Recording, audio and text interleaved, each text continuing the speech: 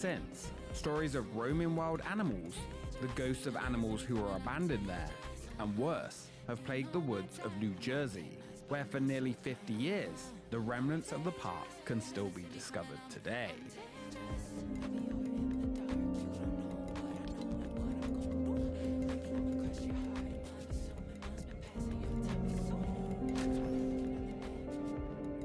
Glad to have you on safari with us at Warner Brothers Jungle Habitat.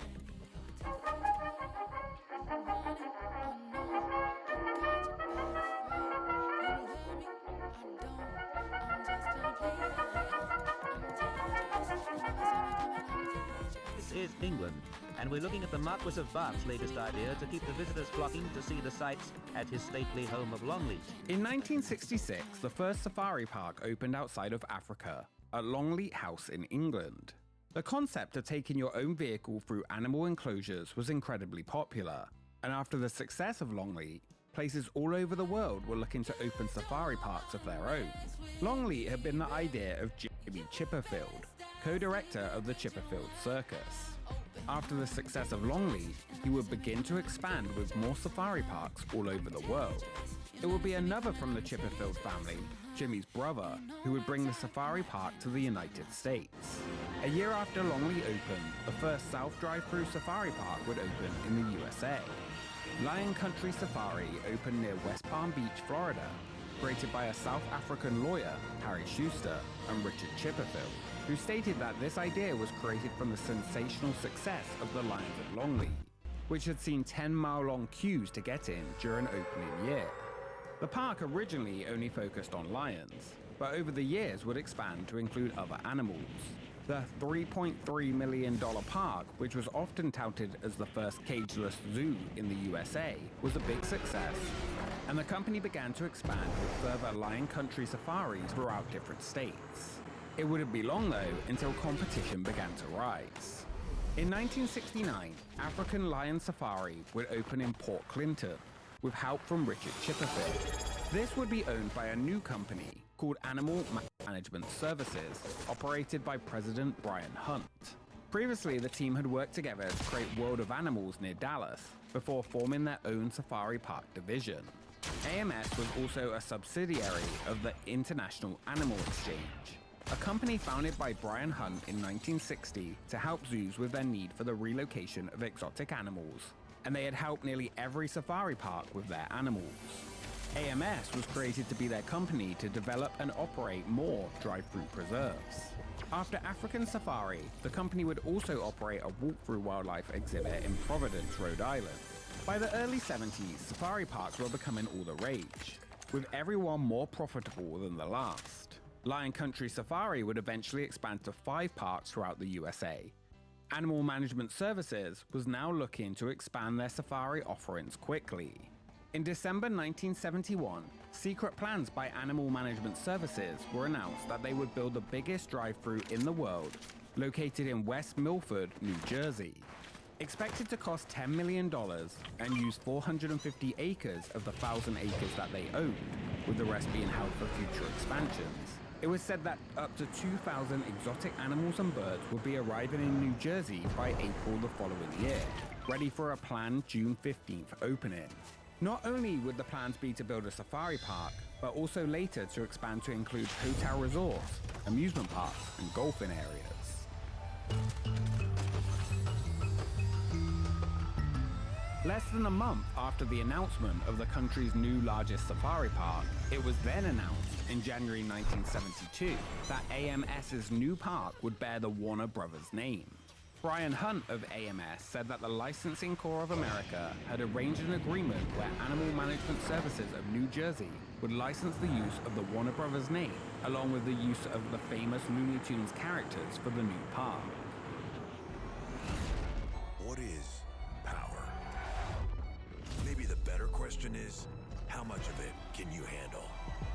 In the GMC Sierra EV Denali, we are professional grade. I've had clouds, but I have had so many rainbows. And the thing to do, it seems to me, is to prepare yourself so that you can be a rainbow in somebody else's skin. That's what I think. Be a rainbow in the clouds.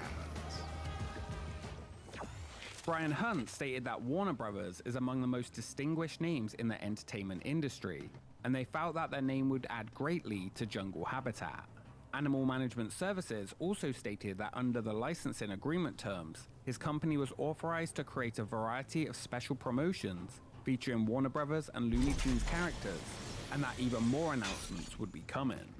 Animal Management Services would name its brand new wildlife park Warner Brothers Jungle Habitat, and it was set to be open in June 1972. They hoped this would be the first of multiple Warner Brothers licensed safari parks, and depending on the success of this one, they had plans for 9 more. Ted Ashley, chairman of Warner Brothers, stated that the company had been seeking to expand its operations into the family recreation field for more than a year, and after researching upcoming trends, they wanted to start by getting into the animal park business. The Jungle Habitat itself would feature 1,500 animals separated by natural and hidden barriers, which were all patrolled by armed guards. Halfway through the 4-mile trail, visitors could stop at Jungle Junction, where a 500-seat amphitheater would feature live shows and the Warner Brothers characters. Another area would allow families to field wild young animals, including lions. There would be restaurant facilities, a deer park, and a picnic area for those who wanted to bring their own food. Visitors could also purchase art and souvenirs from Africa in the shop, see African dance shows, porpoise shows, or ride an elephant or camel. The park would be open originally from 9 a.m. to 8 p.m. with last entry at 6, 7 days a week, and visitors could come face to face with lions, tigers, baboons, and more for just $3.75 per person. This was later changed to one price per car. We're about to begin a most unusual adventure, a unique safari, one that will take you from the wild of Africa across the European continent to Asia, and then across the polar ice cap to the Western Hemisphere. As you drive along the miles of Safari Trail, you'll be in another world, a world in which distance and time are compressed into one unforgettable experience. And in all the world, this experience can only happen here at Warner Brothers Jungle Habitat. Warner Brothers Jungle Habitat was set to open on June 15th, but was then delayed to July 1st, and right before opening delayed again to July 15th, when it finally opened. Heavy rain had delayed the opening, and a lot was still under construction for weeks after the opening. It didn't stop people visiting though. For the first month, attendance reached 250,000. Park president Brian Hunt said they were not surprised by the success, just pleased. They worked very hard to create a total entertainment facility, and the combination of northern New Jersey's natural beauty, the fascination people have for animals, and the tendency for people to really let go when assaulted by the slapstick humor of funny cartoon characters, turned out to be a sure winner. The projection for the first year's attendance was hoped to be 1.1 million guests, and it seemed like it was off to a great start. One of the big promotions that they used to sell the park was that the location and nature of New Jersey and how it was once attached to the Rift Valley of Africa. Approximately 150 million years ago, Africa and the Americas were on the same continent, and New Jersey was in the middle of it. And the Warner Brothers Jungle Habitat stands on the area that was close to what would once be one of the hills of Africa, and they even contain the same kind of rock. Small amounts of it, but some. Which Brian Hunt stated that was one of the reasons they had chosen New Jersey, as New Jersey's terrain was similar to that of Africa. Anyway, Jungle Habitat was popular at opening, and those who visited had a memorable and unique experience. After opening, it took a few weeks for all the areas and attractions to be ready due to that heavy rain. The restaurant did not open for months, but there was a zebra merry-go-round, and you would be able to take pictures with Looney Tunes characters. While most safari parks were big and open areas with animals roaming, Jungle Habitat, while larger, felt more intimate. While initially popular, it wouldn't be long until trouble began. Just 2 weeks after opening, newspapers reported that Jungle Habitat would be facing shutdown as the County Board of Freeholders threatened legal action against the park for failing to receive county approval for road openings. The proposed lawsuit came from an increasing amount of complaints from the local residents about traffic congestion after the park opened. Traffic to the new park would be a constant complaint from locals, who said they had to adjust their daily lives because of it. While those visiting enjoyed the park, it would essentially start a war with residents who hated the disruption, while others praised it for the money it was bringing to the town. While weekdays at the attraction could be a nice visit, weekends could be dreadfully slow as you inch through the attraction. Local businesses said they were losing customers because locals did not want to face the traffic to come and visit them. With the traffic a major issue, other setbacks came. In October, a lion attacked a tourist when he couldn't read signs and rolled down his windows near a lion and tempted the lion to come over. As he did not speak English or Spanish, the only languages reported on the signs in the park. 2 months later, TV personality Jack Parr was bitten by a tiger cub while at the park. Animals were often also escaping their enclosures. Though most normally returned, it was a constant fear for those nearby. In the first year, local residents were often seen outside protesting. The opening year welcomed around 762,000 guests in the 3.5 months it was open. Much of the coverage of the park after opening focused on the effects it had on the residents for making their lives miserable. The average attendance a day was over 2,000, but on busier days people were being turned away due to the traffic. They had high hopes though, and expected the second year would exceed 1.5 million guests in attendance. During the first year, stories from the park ran wild, with reports of animal waste ruining local water sites, to the story of a woman who gave birth in an ambulance because heavy traffic from the park had prevented it from reaching a hospital, stories of elephants sitting on people's cars, and more. On several occasions, police ordered the park to stop selling tickets due to all the blocked roads around the local area. The entrance was uphill, and with people driving slowly in the heat, it often led to cars overheating, and the tow truck fees for the park were huge, and it often led to the traffic backing up even further.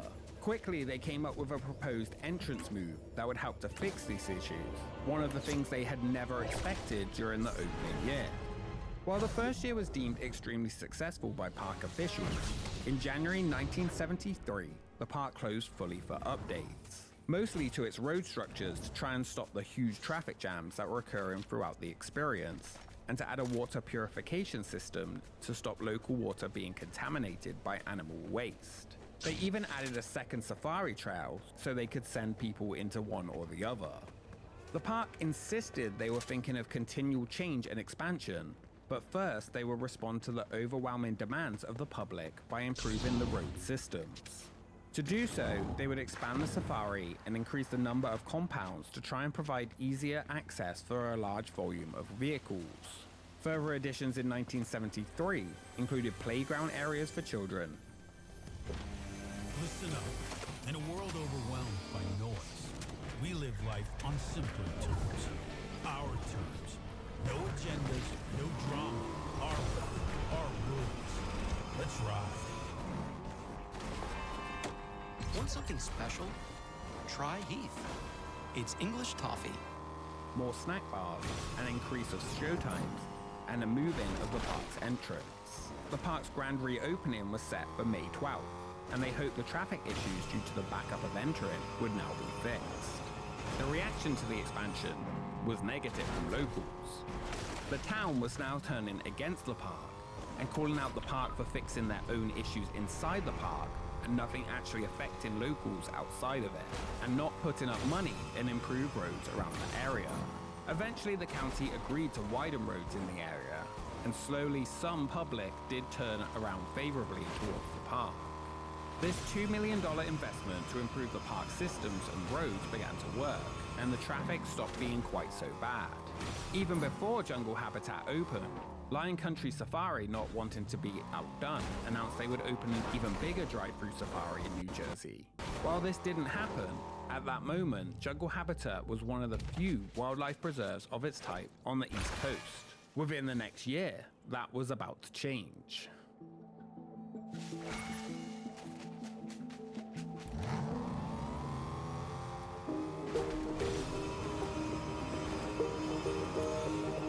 Great Adventures Inc. who operated wildlife preserves in Europe and Canada, had announced they were going to build the new biggest drive-through safari in the world. No further details were given, and they would not take questions, but behind the scenes they were already transferring animals to a location less than 100 miles south of jungle habitat. Not only would the new location feature a giant drive-through safari, but also a giant amusement section called the Enchanted Forest that would feature real rides, with estimates for the project reported to cost $20 million, double that of jungle habitat. Not only would this outdo the park, it would aim to take most of its audience, which had been coming from New York. When Great Adventure opened on July 1st, 1974, it attracted huge crowds, causing long waits for rides and giant traffic jams. Jungle Habitat was still recovering from having to spend an extra $2 million to fix its road infrastructure, and very little more had been added since opening.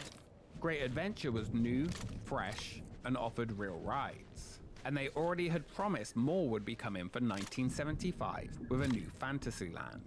They essentially were ignoring their traffic concerns from opening year with short-term fixes to get past the struggles, while using that money instead to expand the park. For 1975, Jungle Habitat added a new reptile show, while Great Adventure increased its ride count by 50%, added more places to eat and drink, and more to do, seeing an increase of 83% in attendance. As Warner Bros. Jungle Habitat opened for its 4th season on April 5th, while it had expanded its roads and improved its traffic issues, they had never really added much to bring people back. Those from New York and the surrounding areas were choosing to visit Great Adventure over Jungle Habitat. The Warner Bros. Element was rarely involved outside of the show's character meet and greets and signage, and people now wanted not only to see animals, but ride rides. Newspapers reported that Great Adventure was bigger, more diverse, and more attractive than New Jersey's original safari park. As Jungle Habitat prepared to open on May 8, 1976, areas were refreshed and new entertainment offerings were added. During the closed season, the park had applied to the town's planning board seeking permission to bring in carnival rides to increase attendance. The rides were set to be leased from Germany and placed in one of the parking lots. Local residents close by did not want rides added and already complained about hearing animal noises during the night. The town rejected the idea. After expanding for multiple years, Great Adventure for 1976 had hired Randall Dahl to help improve the flow and look of the park. With a new entrance and new owners were brought in. To try and compete behind the scenes, Warner Bros. Jungle Habitat was looking at attendance increases at other parks and finally decided they needed to expand if they wanted to compete. Attendance and profit was falling, animal bills were high, and if they didn't come up with something soon, they would not be able to continue. In July 1976, rumors would confirm that Warner Bros. Jungle Habitat was to add a multi-million-dollar amusement park to its drive-through safari. They stated that planning and design studies for the amusement parks would begin after the park had closed for the year on October 3rd. The expansion was set to occupy the remaining 600 acres of land that they had unused adjacent to the safari park that was once earmarked for resorts and golf courses. They had big plans to make it the largest and #1 amusement park in the East. They had already begun shopping for monorails, log flumes, and roller coasters for the project, and they would produce a big park with rides nobody believed. They said, not even Disney World. The park had no specific timetable for construction. They hoped it might be complete by 1977, but they wouldn't rush it. When people asked why they wanted an amusement park now, they quoted, "Market studies said it was what people wanted, and they felt it was the time to expand."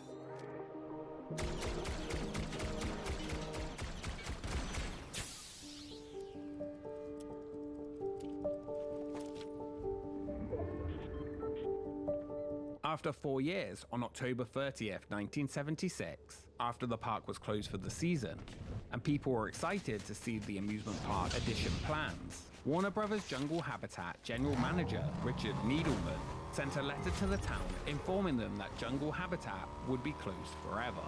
The town's second largest taxpayer and the largest seasonal employer would be no more. That expansion of a theme park would never come. The owners had decided that a wildlife preserve by itself was not profitable in this part of the country in current times. Safari parks alone were not enough to bring people back once they had seen the animals. There were many that would blame the town for its closure. The same town that fought them every step of the way. The closure would be effective immediately, and it would never reopen. Despite the closure, the owners would retain the land, but there was no word on what the plan was to do with it. While the rumors and confirmation from the park's expansion never came to be, township officials insisted they never saw any formal plans for such an expansion. Rumors had been seen that the park was selling off its animals during close season, but nobody deemed this unusual as they often sold and rebought animals while the park was closed year to year. Behind the scenes, while no formal plans had been submitted, the reaction to expanding the park with an amusement park was mostly negative from the town. Officials feared the return of the traffic from opening year, and others worried it would attract undesirables. With its finances in trouble and the opposition to their potential plans already causing a stir, the park had decided the best option was to just close, and the town would lose its nearly $400,000 a year property tax the park brought in and one of its biggest employers. After the closure, more came out about the issues the park was facing. The residents of Holmes protested vigorously, first expansion proposed, and town officials then demanded the right to approve of each ride individually instead of all of them at once. The applications for the rides was then withdrawn before any final action was taken. Warner Brothers had stated that West Milford had already placed a lot of restrictions on the products that they wanted to build, and they called it the opposite of the great relationship between Jackson and Great Adventure, which was booming with expansion after expansion, even after a tough start. Every bottle of McCormick is flavor sealed. For fresh flavor, everyone notices. It's Pod's biggest sale in history. Save up to 30% on moving and storage until May 19th. And see why Pods is America's #1 container moving company. Whether you're relocating or renovating, save up to 30% at pods.com today. The application for the rides were then withdrawn before any final action was taken. Since opening in 1972, 6 million people had visited Warner Brothers Jungle Habitat and seen its 1,500 animals.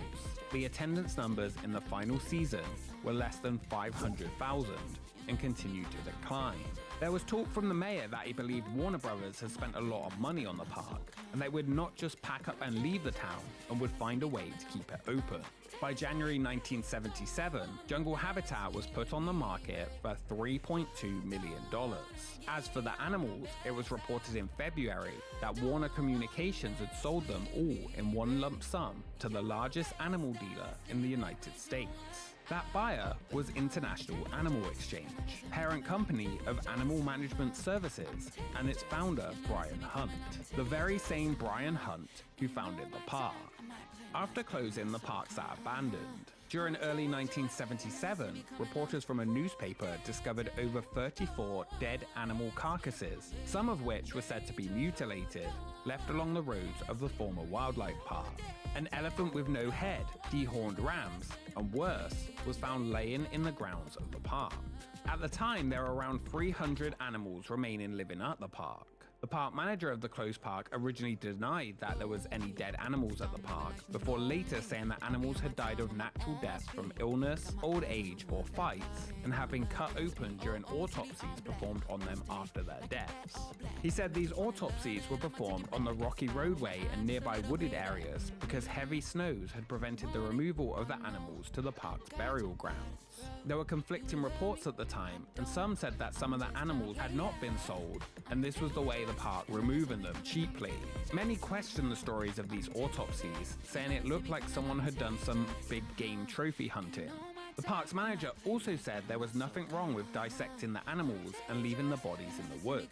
An investigation was requested. It was later deemed by the Department of Agriculture that there was no reason to be suspicious, and it was seen as normal to wait until after winter to fully bury the animals when the ground was frozen. It did not help the closed park's reputation.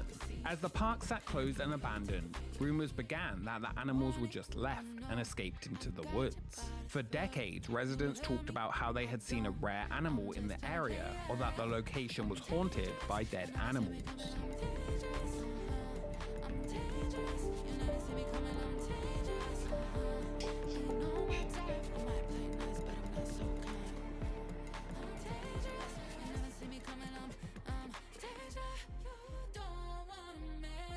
None of which was really true, as eventually all the remaining animals were shipped out, but the tales of the wild animals left running through the woods exist even to this day.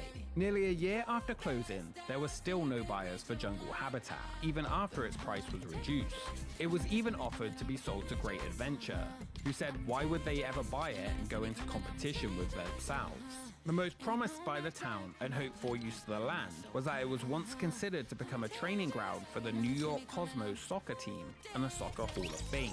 Reports were still numerous, and more talked about the horrors of transporting these animals to their new parks, many of which would pass away on their way to their new home. There was conflicting reports of remaining animals at the site. One said only one elephant remained, another reported a few hundred animals. International Animal Exchange, who purchased the animals and sent the majority to other parks they operated, was reportedly the target of a federal probe into violations of the Animal Welfare Act. Sadly, animal safety and care was completely different and much more lax during the first decades of safari parks. These conflicting reports continued throughout the years following the park's closure. Whatever the truth was at the time, it was sad for the animals of Jungle Habitat. Eventually, a group of businessmen would purchase the park from Warner Communications. They said they had not yet decided what to do with the land. Eventually, they decided to build a series of amphitheaters to hold nightly outdoor performances and fine arts. The sale to the group of businessmen called Evergreen defaulted on its purchase. Instead, Ego Venture purchased the site to turn it into a campsite. These new owners were hit with a lawsuit from Evergreen, who said they had not defaulted and they actually owned the site. During this time, the park still sat abandoned, rotting away. The animals were gone, and everything was starting to be taken back by nature. Reporters repeatedly asked to come in and take pictures of the remains of the park, but each new owner refused it, saying they already had enough bad publicity from the dead animals. That creepy dead animal campground never came, and the land was sold to a new developer after new developer. Warner Brothers were often asked about the park and the site, and refused to comment, saying it was in the past and needed no further discussion. Rumors about the left behind animals that conflicted with news reports continued to be huge throughout the area. Whatever the truth, the closure of the wildlife park was extremely messy, was not good for any of the animals, and left a place that slowly began to rot away. For years, the park sat abandoned. Rumors, myths, and stories increasing year by year about how the animals had just been abandoned and could be seen roaming around. The state of New Jersey would eventually purchase the site, and it would remain a topic of discussion of what to do with it for years. Today, the park is publicly open and is one of the few abandoned theme places you can visit without being trespassed. Today it is occasionally used for special events, including the Autumn Lights Festival, and the area is now full of bike trails.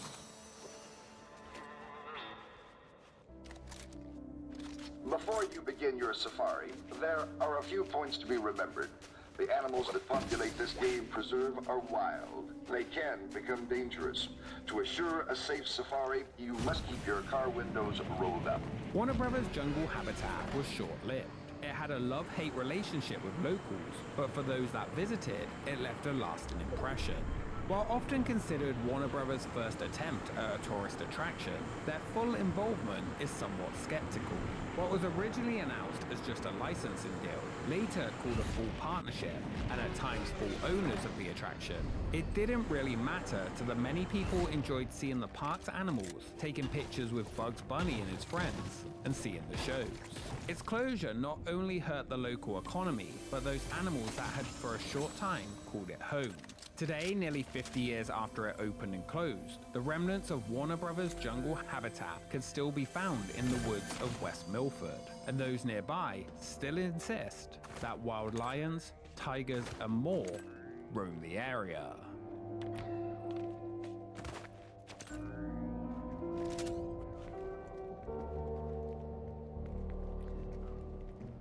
Thank you so much for watching this episode of Expedition Extinct.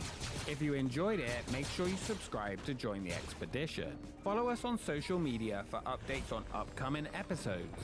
And a special thank you to our Patreons for supporting the channel. We will see you next time.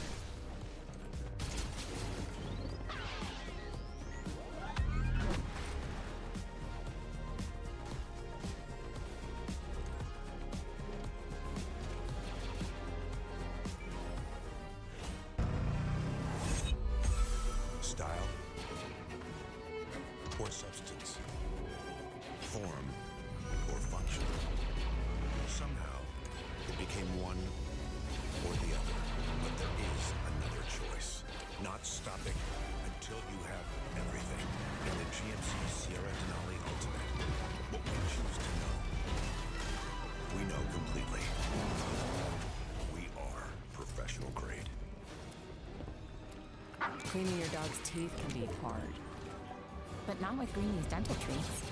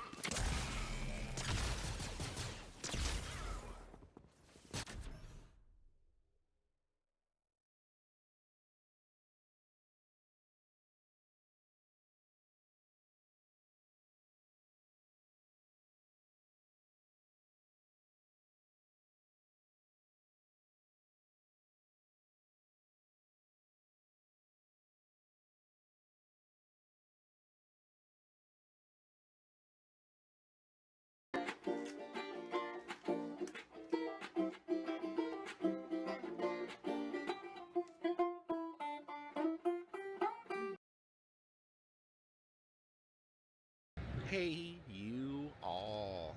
Carpetbagger here, coming to you live from the north. More specifically, we're in Rivière-du-Loup, Quebec, Canada. And today we're actually headed back in the United States.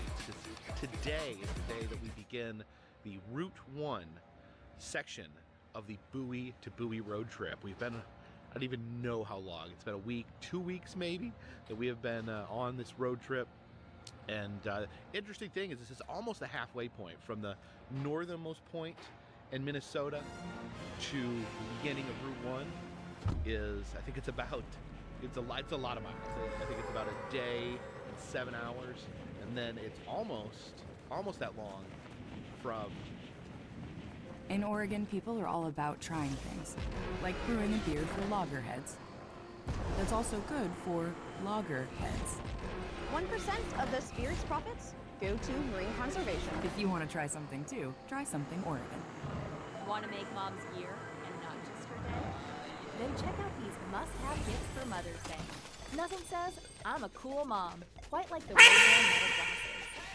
Meta AI tools help me get all sorts of information, set reminders, and take photos. An organized mom is a happy mom, and nothing keeps me more organized and happy than the Skylight 15-inch touchscreen smart calendar. It puts everyone's calendars from every device in one spot, and it tracks chore charts and dinner planning. I am big into birding. Hello, Mama Bird here. The Bird Feast Smart Bird Feeder takes birding to a whole new level. Not only do I feed the birds, I watch them. It has a high-def camera so I can watch, record, and share each and every nibble from my phone or computer. And check these out, the PowerBeats Pro 2 wireless earbuds. They help me focus with active noise canceling, but also let me tune in when I have to, with transparency mode. Day made, year made. Am I right? The top of US 1 to Key West. It is about a day and 5 hours. So this is pretty much the halfway point of our journey, of our Buoy to Buoy road trip. We are halfway there. Today, we begin the section following Route 1. I really wanted to check out Route 1, the route that basically heads down the east coast of the United States from Maine to Florida. It's been a long time that I've wanted to try that trip, and I also wanted to do the Buoy to Buoy, so I kind of combined them into one. So I'm very excited to begin that second half of the trip today. So we're going to be crossing back to the United States here in just a little bit, but first I wanted to come out to the park and say hello to P-Loop. Yes, P-Loop, the seal here in this park. He was the mascot of the first provincial games in Montreal. It debuted in 1971. You can see P-Loop here. He has a little gold medal there around his neck, and he kind of looks like some sort of Pokemon. And it looks like there's some more art over here at this end of the park. It does appear that the people of Quebec, very artistic people, see a looks like a movie camera here. And what is this made out of? That's metal movie camera pointed over here at this staircase that leads to a frame. The movie camera here, kind of a black and white look to it, a hand-drawn look, pointing over here, leading to the staircase and focusing in on this rock on a stick. There's information about the artist and the sculptor here, Pierre LeBlanc, because he was born in 1949 and had to move because they destroyed his childhood home to make room for new highways to Montreal, and says that his creative work that focuses on memory gaps of history that swallow up the places inhabited by ordinary people. Speaks to the oblivion and destruction that threatens the living environment and the faith reserved for city neighborhoods depending on the status of the inhabitants. Yeah, Rivière-du-Loup. Adorable little French-Canadian town here. But it does have a saucy sign. Over here right on the main street they have erotica, amour, and seduction.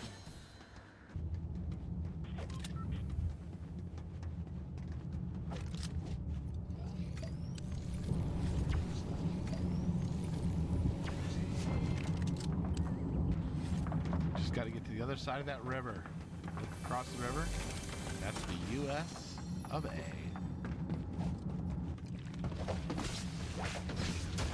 Turning left towards Fort Kent, Maine. This is the border crossing. looks like you can. This is like a foot path on this one. You can actually pass this bridge on foot. But we're passing by car. Oh, and right there, just passing along. You're now in the United States of America. Gonna stop up here at U.S. Customs and Border Patrol.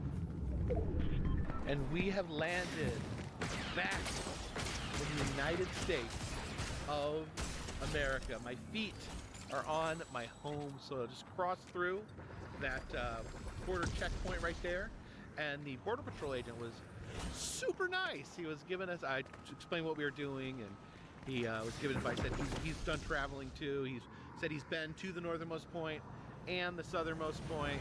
He said that the drive through Maine is very long and very arduous, but it is also very beautiful. And here, right past the border, right past the border checkpoint, we have the beginning of U.S. Route 1 here in Fort Kent, Maine. This shows our map. This shows our journey. This shows our Route 1 journey right here, starting in Fort Kent, Maine, right where we are currently. Now, here in Maine, the US 1 is very windy. Winds all across the Canadian border here, across coastal Maine, and down to Portland. You can see I think that's Massachusetts here. As you go through the eastern states down, you go a little inland here through the Carolinas, and then back down the Florida coast to Key West. This is what my next couple weeks is going to look like. And it is 2,446 original miles. I think that might actually be longer than Route 66. It says here, U.S. Route 1 is the easternmost route of the Maine North-South United States highway system. So, yeah, it's the furthest east. I also think it goes further north than any other highway. The historic marker here denotes the first mile of U.S. Route 1. So this is the beginning. This is the beginning. The very first mile, the final mile in Key West, Florida. And this is super nice. Someone here left a tripod or clip there. You can clip that and get selfies with the mile sign. You can walk up this staircase here. I think this gives you a peek at the river. This is the St. Johns River here, flowing across the border, creating a natural boundary between our two countries. On the other side, you can see Canada, the very cusp of our two nations. So I did just look it up on my phone to double check my work, and I was wrong. Route 1 not as long, not quite as long as Route 66, but very, very close. Route 66 is 2,448 miles. So this is only 2 miles shorter than Route 66. Very interesting. You know, they start in completely different places, ending in completely different places. But there only is a 2-mile difference in their length. We are officially sailing along Route 1. Looking straight down that road, I can just almost see Key West, Florida.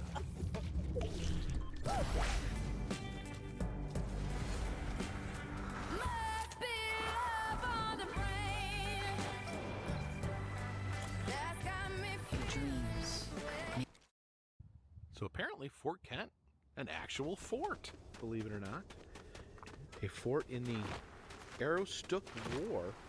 This was apparently a war between Maine and New Brunswick that they were fighting over land. I guess the border had not been properly established. They said that Canadian lumberjacks were coming into the country to cut lumber, and the U.S. or Maine did not want them. They felt the border should be higher. So apparently America claimed a border much higher than it was. And I guess this would have been Canada would have been a British territory at the time. So they said the border was way down here. America said the border was way up here. Yes, it ended up being established right in the middle. But yeah, this fort here used to try to establish that border in the Aroostook War. This is the fort here built by an American posse trying to establish the border here in Fort Kent. It says it was a bloodless war. So there wasn't like a bunch of murder or killing or anything. It was just a squabble over the border. Yeah, you can see kind of overlooking the Johns River there, keeping New Brunswick at bay.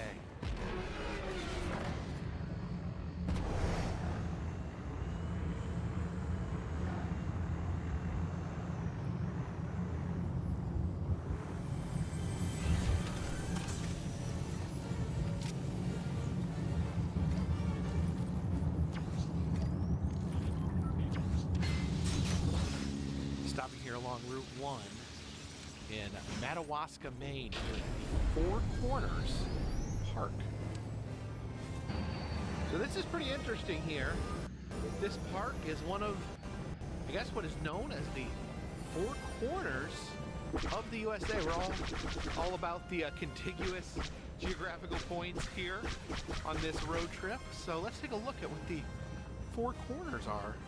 This is the Four Corners we're at right here in Madawaska, Maine. I don't know who that little guy is. And Key West is the other Four Corners.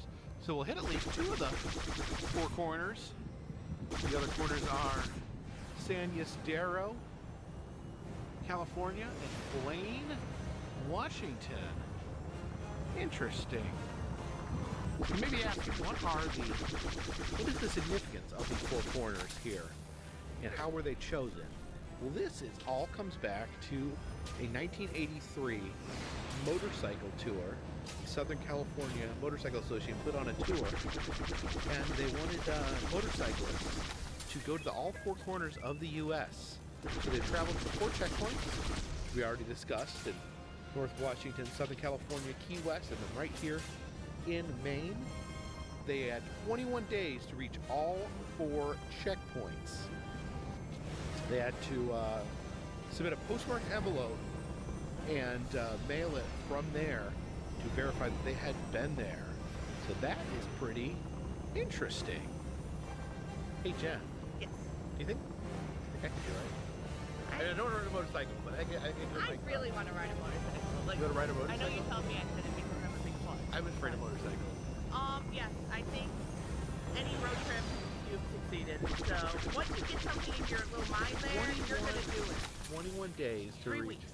3 weeks. That's going to be shorter than this road trip. I was going to say, we've already been doing this for 2 weeks, starting when we were in Chicago at your mom's. Yeah. So it would be double this. Double? Okay. No, 1 more week. 1 more week? 3 weeks. So it'd be kind of close. It'd be difficult. There wouldn't be a lot of time for stopping. But I was wondering, I'll just throw this out there into the atmosphere. What do you guys think? Should I do the Four Corners road trip right up here, go down to Key West, go to Southern California, and then up? Now I'm really thinking about it. Up to Washington. Might be you fun. were already thinking like, well, will I make it to Key West on time? And how much more time? I think I'm aiming for about 2 weeks to Key West. So man, yeah, this. Yeah. Okay, so do these cyclists, bikers? Maybe the bikers, or maybe they drive really fast on motorcycles. Maybe they like.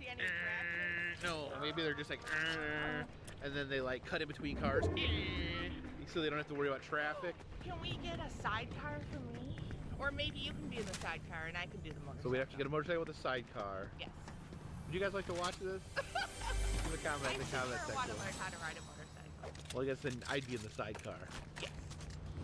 It does clarify here, Madawaska, Maine says that this is the most northeastern town in the United States, one of the Four Corners.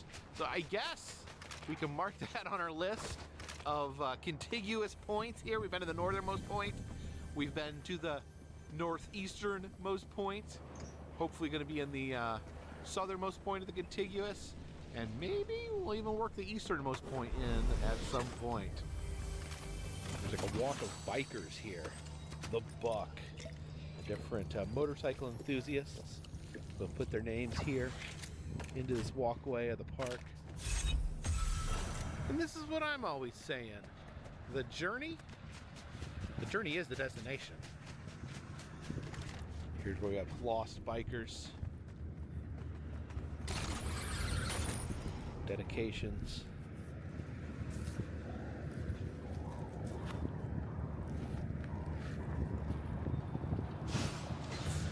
Jen, look at that moose. Mr. Knucklehead. Honestly, we've seen a lot of fake moose on our trip. I think this is the biggest fake moose that we've seen. This is to scale? I don't know. Well, here, get in there. Get in there. You hug the moose, kiss the moose. Don't touch. Just give it a yeah, there you go. Oh, here's a different version of the challenge. It's called the Titanium Butt Challenge. And you do the 4 corners 5 times. You do it 5 times. You're gonna go to all 4 corners. The only catch is with this, there's no time limit. So you can do this over the course of your life. And then you can become a certified titanium butt. Why is it butt? Because your butt is on the motorcycle, so it like hurts your butt to be Okay. That's the only thing with motorcycles, especially if I wanted a Harley, you have to keep your arms up like this for the entire country. How do they do that? They have to have like core strength, like. So are you gonna like hang out in biker bars and stuff when you get your Yeah, they have bandana, patches. I'm gonna be tough. I am not. You're so fun. I don't know, I think I deserve some sort of titanium butt award for all the sitting I've done in my car. You said that since you've lost weight, your butt hurts more now. Yeah, I lost a little bit of weight and my butt started hurting more because I didn't have as much butt. Yeah, maybe you need like to have a big butt. Like I have a big butt, so I do good. After this trip, I don't know, I'm kind of working on putting it back on. Oh, so you have Yeah. That's why I've been eating all this garbage on this trip. all your ketchup chips. Did you register over here for the experience? Look at this. Got this motorcycle coming out. This 3D motorcycle coming out of the mural there. They're leaving the park right now. Ready to head on to the next corner. Wait a minute. Jen, you want to ride a motorcycle? You can either be the, I don't know, be on the back. You want to be the tough biker on the front? Yes, I can see you. Okay, be a tough biker. Say tough biker words. Tough biker. Glad you put so much. A peppy bike? Bike with glitter and. Oh, okay. That sounds fun too. Things to do today. You can either mow the grass, clean the garage, clean the yard, wash the car. You gotta spin the wheel here. Well, the wheel is kind of weighted down. This is a wrench, so it automatically goes to go ride your bike. This is all biker parking. All these little teeny tiny parking spots are for bike parking only.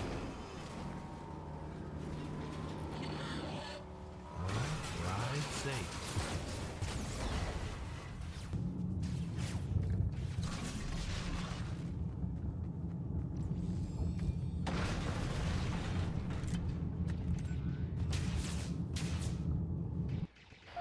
Touch can mean so many things, even for people with moderate to severe eczema. Touch can make 2 feel like 1, or simply be a helping hand. Dupixent can help you stay ahead of eczema as you welcome the feeling of touch. Dupixent helps block a key source of inflammation inside the body that can cause eczema to help heal your skin from within. Many adults saw 90% clearer skin. Some even achieved long-lasting clearer skin and fast itch relief after the first dose. Severe allergic reactions can occur. Get help right away for face, mouth, tongue, or throat swelling, wheezing, or trouble breathing. Tell your doctor of new or worsening eye problems like eye pain, vision changes, or blurred vision, joint aches and pain, or a Looks like you head down that way to get back to Canada. And as I've been driving this whole time, you can see Canada right there across the river. We're just going right along the Canadian border on this part of US 1. And greeting people into Maine, we have another moose. But this one's actually pretty interesting. You can see moose there has little birds there on each one of his antlers. And riding on the back of the moose is another Maine animal, the Maine Coon, the giant cat that comes from Maine, but actually looks kind of small there on the back of the moose. And down here at the bottom, you got a fish from the streams of Maine leaping out, and a can, believe it or not, a can of Moxie, my least favorite soda. It apparently is the official soda of Maine. What are these? I don't know if these are like nuts or burgers or... And then like a pie there.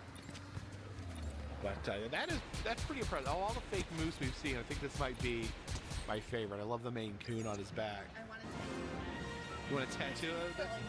Yeah. Here, we'll go get in there. Pose with the moose. You know the drill. John pose. Is that Maine Coon life size? It looks a little small for a Maine Coon. I think the moose is just giant. It's just the moose is making it look small? I really want a Maine Coon. I want everything. I want a moose and a Maine Coon. We actually have to turn here to stand Route 1. If we go forward, it's Route 1A. We want the original 1.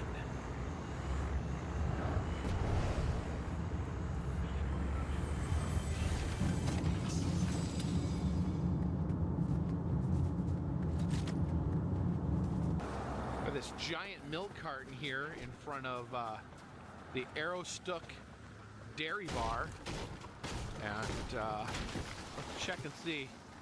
Okay, I wanted to check and see, make sure there wasn't any missing children here on the back. And man, this parking lot is so busy. I would grab some ice cream, but there is an absolute mob scene out right now trying to get ice cream.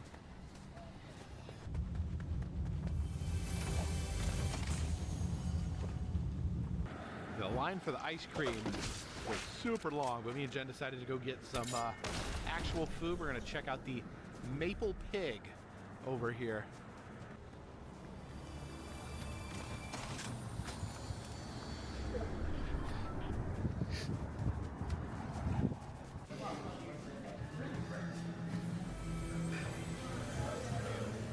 So I told Jen I wanted to get some authentic Maine lunch. Yes. And she said, I don't think we're in lobster Maine. No. So I said, well, what do people eat in northern Maine? And she said maple and blueberries. Yes. So I'm like, well, how do you eat maple? Like, do you just get pancakes? So went here to the Maple Pig, and they do have some maple items, and I think we're gonna try. We have the maple pigs in a blanket here.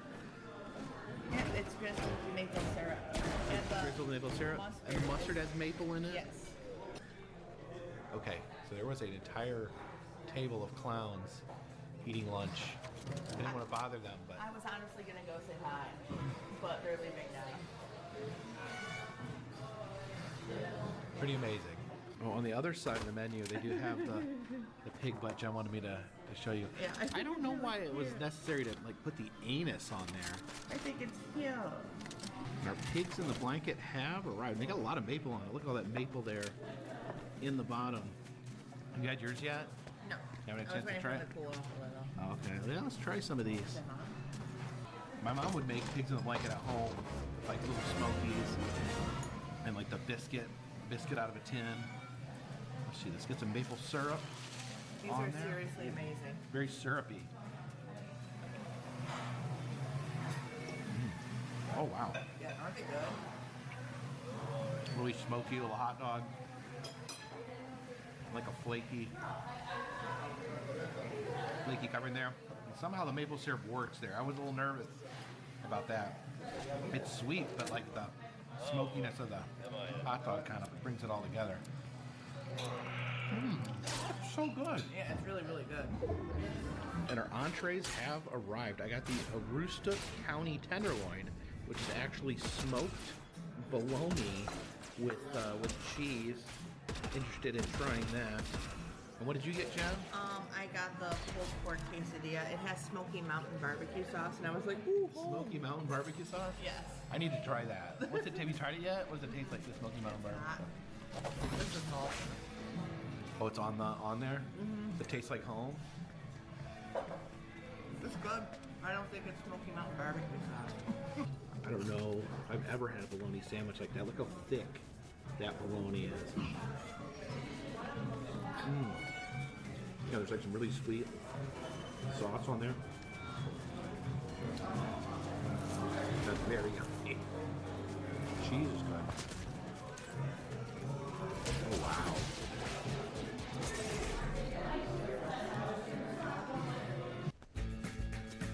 With Venmo, you can shop local, pay easily, track spending, surprise your friends, split the costs, and settle the score. All in one place.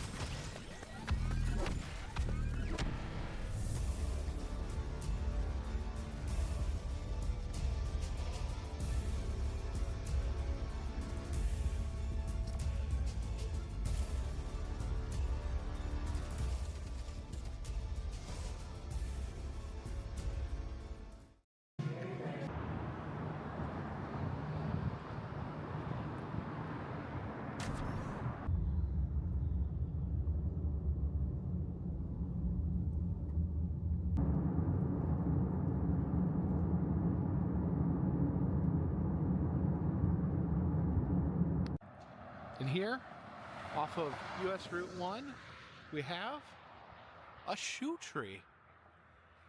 There's quite a few shoes on this tree here. Not a lot at the top, mind you, but a lot of low-hanging fruit.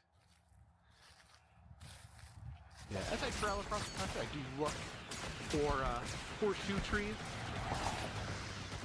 You know, the places where adventurers go to rest. All these shoes belong to someone at some time who wore them through important events in their lives, important adventures. And once they no longer became useful, they did not throw them in the trash.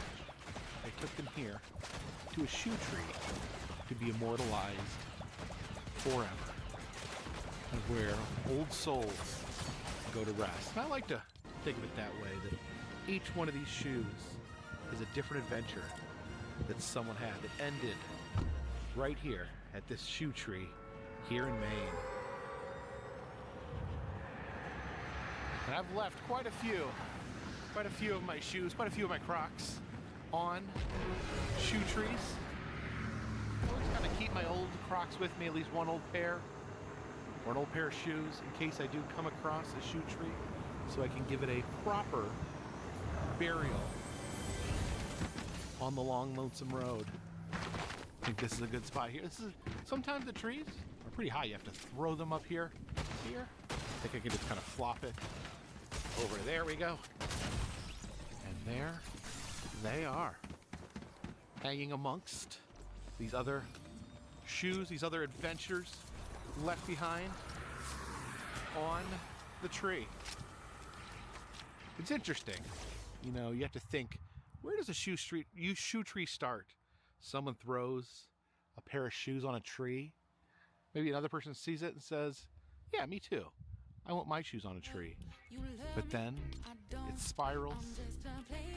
I don't know. It'd be interesting being able to do a study on the genesis of shoe trees, the psychology which leads to them being created.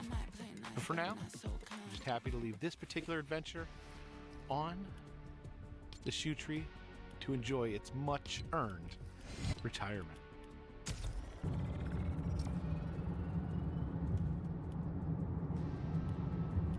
Stopped off at this pull-off here where there is a very scenic view.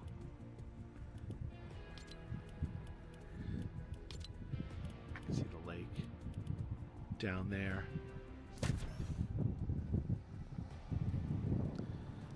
It says that this is East Grand Lake here. Yes, we are here looking out that way.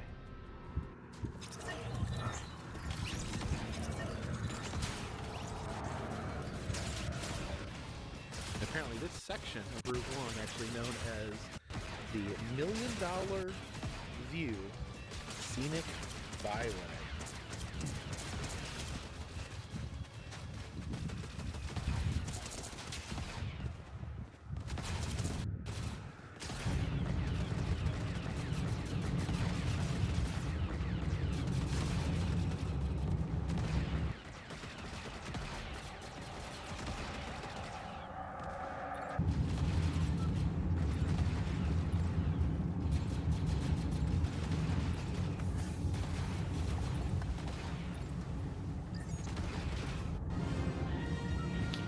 Signs that say, "Welcome to Maine," because there's so many border crossings. Just right across that river is Canada. All this time we've been driving for hours and hours, and pretty much been hugging the Canadian border the entire time. Stopped off this rest area to get a view of that sunset. This is called the Narrows here. This river, of course, right across there.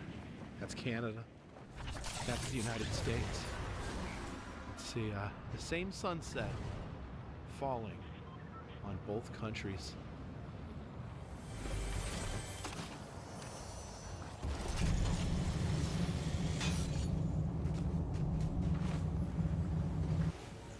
Stopped off down here, the St. Croix Island historical site. I guess that is St. Croix Island. Right there is part of the United States.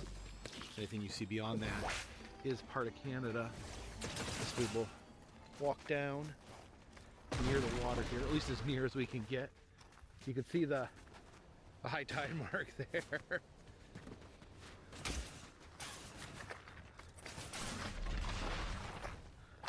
Yeah, they actually do this part of the country, as well as this area in Canada, actually has some of the highest tides in the world. So you can see, you saw where the high tide line up there, so the water can come all the way up there. But look at down here. Look how far down it is. Over here you can see it goes all the way down there into that pit.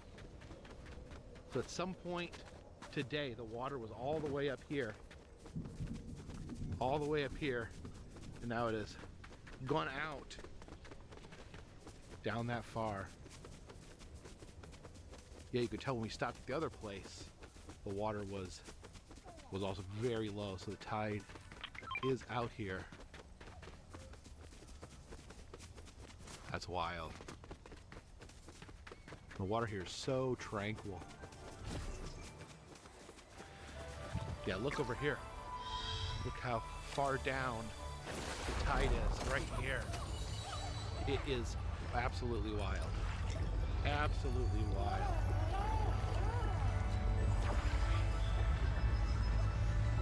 Down here under the pavilion, see what the St. Croix Island would have looked like, showing the early settlement out there.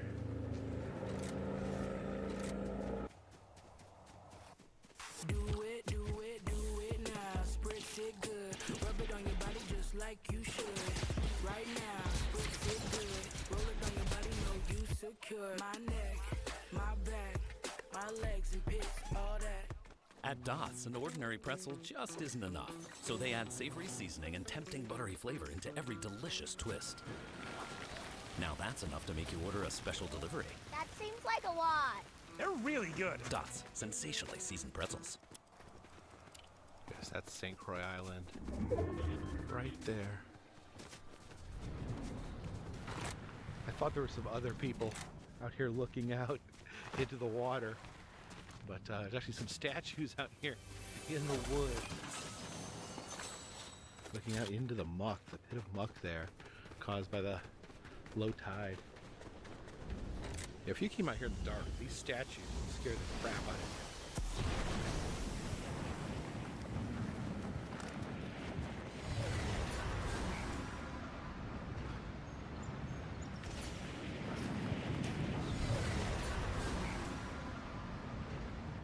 Yeah, I was just looking at the high tide and low tide, and actually low tide was just about 8 minutes ago. So this is pretty much as far down as it goes. That is 0.29 feet. And during high tide today, it was 20.59 feet. So that, the difference between 20 feet of water between high tide and low tide. So yeah, one more look here. That is the low tide right there. High tide today, 20 feet taller than that.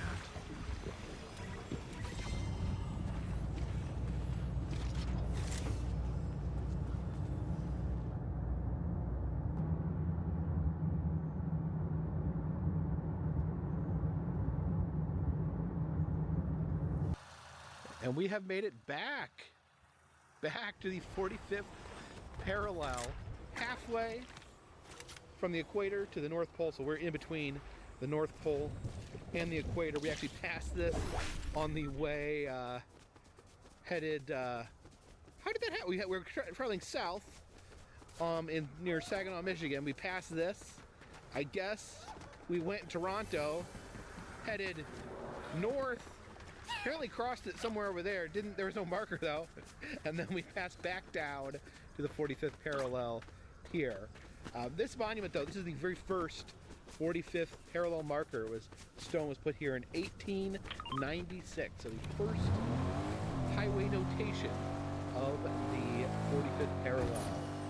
We're headed towards the equator, but not to the equator.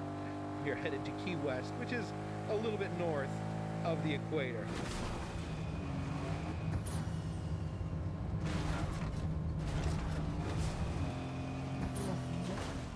The wildlife side. You got a little raccoon up here.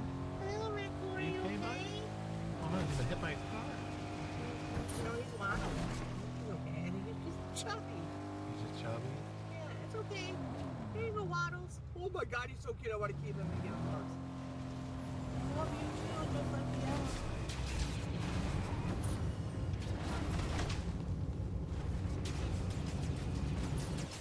So we've arrived here for our accommodations for the evening. I found this house here just for rent for $100 a night. So I scooped it up. It was right, just a little bit off of US Route 1, and it is overlooking the bay here. I guess we'll have to get a better look in the morning. I saw there's a lighthouse over there on the Canadian side. Across the bay is Canada. Yeah, they have done a good find here, so let's go see what it looks like inside. Okay, come down here back of the house. Yes, it looks, you're looking out into the water. Can't wait to see the view in the morning. I have to kind of wait until the sun comes up to get the full effect of that view. But here is our room for the night. This little apartment here, back behind at the bottom of the house. Got the king bed, little couch over there. Yeah, it's a small little hotel room. Everything we need. But yeah, getting something on the water for $100 a night on short notice definitely works for me. Okay, so every hotel has its advantages and disadvantages. This hotel, very reasonably priced, especially for being out here on the water, the moon reflecting off the water there. Beautiful country Canada across the bay. Again, need to wait till morning to see truly how beautiful this view is. The downside was we got into the room. I used the restroom, and the toilet did not flush. And it was kind of one of those situations where you really wanted to. And I texted the number for the management of the hotel who had checked us in virtually or through text message. Unfortunately, I hadn't heard back from them. I ran to the Dollar General, got a plunger. I plunged, and it just wouldn't. Jen plunged a little bit. We all tried, no success. Finally, we got back to us, and they said they were sorry. And gave us the code to get into a different room. So, we turned the situation around. We went from fearing we would sleep in a room full of sewage to getting an upgrade. So yeah, the view of the moonlight over the bay and a much larger room. Got some chairs. Got the bed there. Pictures of fireworks over the bed. Yeah, this is spacious, like basically a double-sized room, double the size of the last room. I think Jen's in there enjoying the new working bathroom. The bathroom's bigger too. Have you tried the toilet? Oh. There we go. A miracle.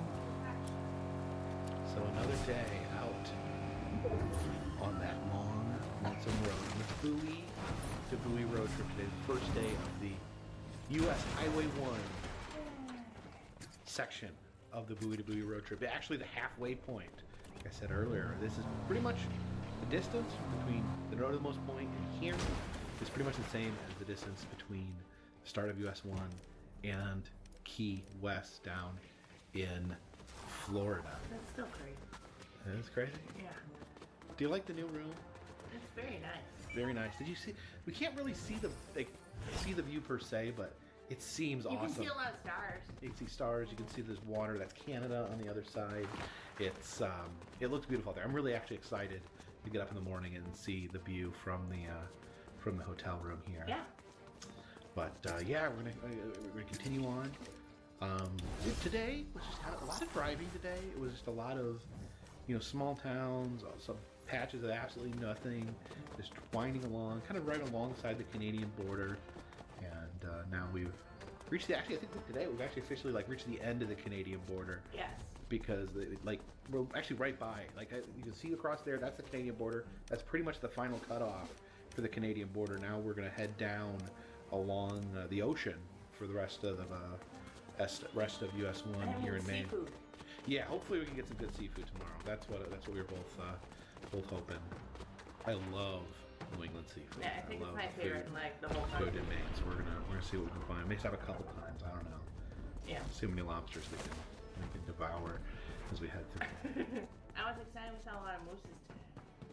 I Fake mean, not mooses. actual mooses. Yeah, statues of mooses. You're not sick of moose yet? At Charmin, we make paper, and we love trees. It's why 2 trees are regrown for every tree used, so you can enjoy the go. Charmin. Cat getting too cool. Give them Temptations wet cat food. How dare you? It feels like just been with an onslaught. Everywhere we go, there's a statue of a moose. There was even a statue of a moose. You didn't get to see it, but there was a statue of a moose inside the CN Tower. He made a drift. We saw 2 living, breathing moose at Omega Park. Is that raccoon? Yeah, it's all raccoon. I don't know. But, we're gonna get some rest. Got in. I was really excited. We got in early, and then we had the whole fiasco with the toilet, and that kind of ate into our time a little bit. But just gonna keep trucking on. Headed back on Route 1, and I plan on running it until we reach Key West or the wheels fall off. Whichever comes. No. Did you just find a car and keep going? Maybe, yeah. I'll do that. What are you doing? Yeah. I'll There's trade my broken down car for a bicycle. And Yeah, see, there you go. ride it down to Key West if I have to. Yeah, see, you'll make it. Thank you guys for watching. If you like these videos, I appreciate it. I watch videos every day. That means a lot to me. If you watch these videos every once, that still means a lot to me. Not as much as if you did every day, but still quite a bit. And if you like the videos, consider subscribing. I travel around the country. I film roadside attractions, amusement parks, museums, haunted houses, and fun, random stuff. If you'd like to help out another way, consider Patreon. $3 or more, we get you a postcard once a month from me to you. That. Still doing cameos. It's like we're still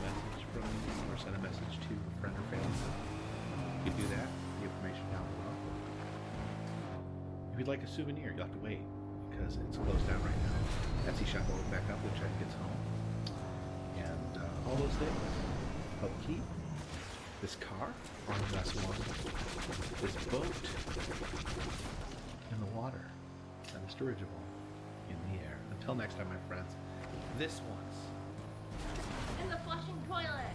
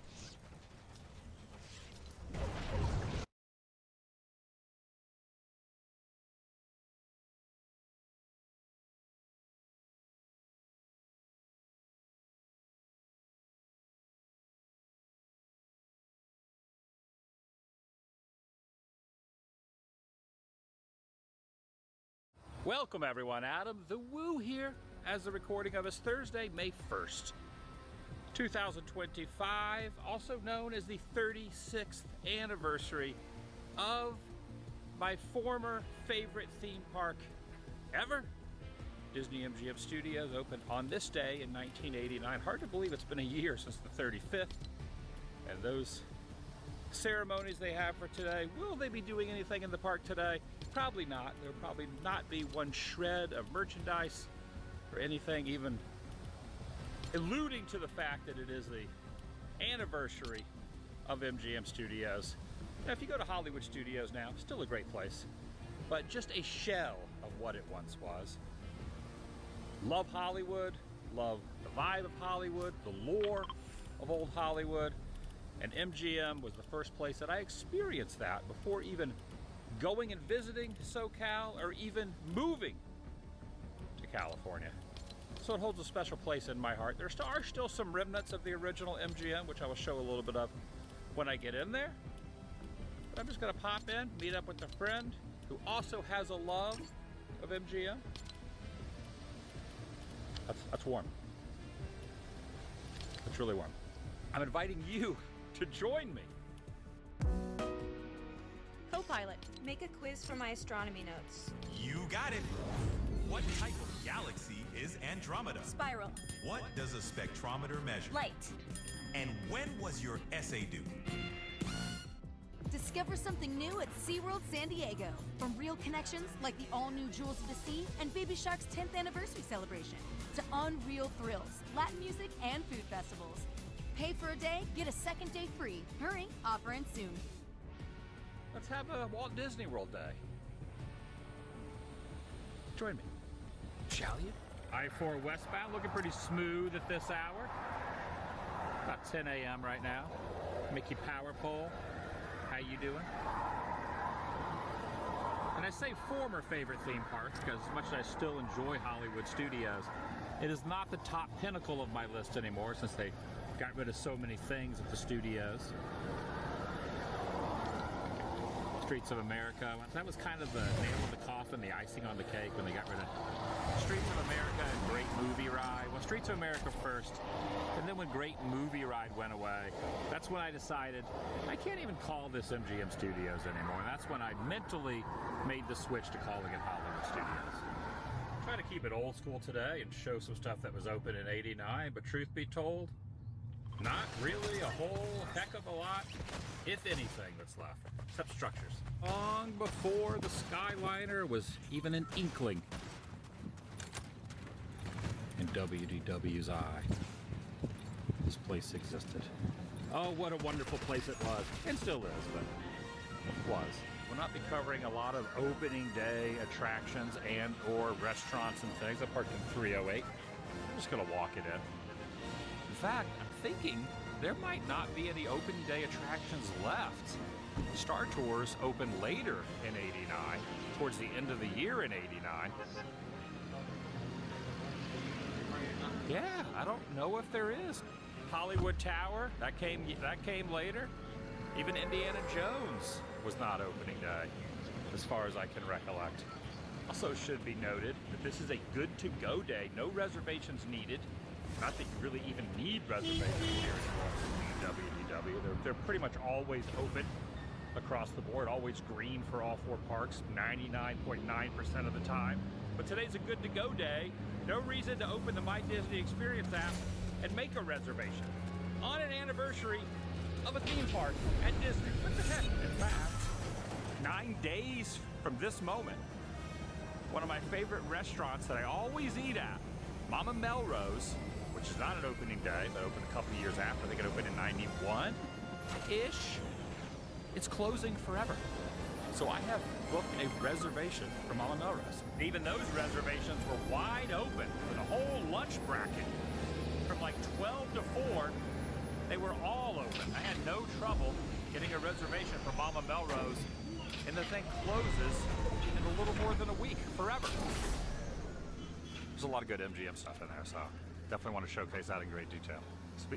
It'll most likely be my last time in there before it closes. Let's step back into some nostalgia. Showcase some things that are obviously were not here in '89. Also should mention, I was not here on the opening in '89. First time I ever arrived here was in 1991.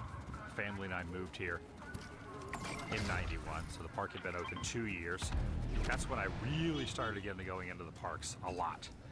Now we would come down here once a year on vacation, once every 2 years, and that kind of created and developed my love of the Disney theme parks at a young age. So about once a year, once every 2 years, up until '91. You know, from the early '80s until '91, I was here pretty often, you know, once a year. But then after that, in '91, I started coming here on a very regular basis. And MGM Studios, now Hollywood Studios, was my favorite place. It was the first place that I had ever seen a tram tour. I'd never been to Hollywood, never been to the real LA.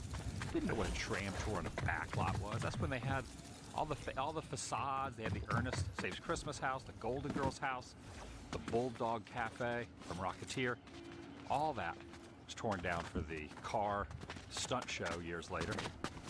And that was the first time I'd ever seen that. It was the first time I got a behind-the-curtain peek at how movies were made. I was obsessed with this place. In fact, there is a good portion of why I moved to the real Hollywood, because I fell in love with this place first and started to really research and have a fondness for SoCal and Hollywood Boulevard and the greater Hollywood, Los Angeles area because of this place and movies.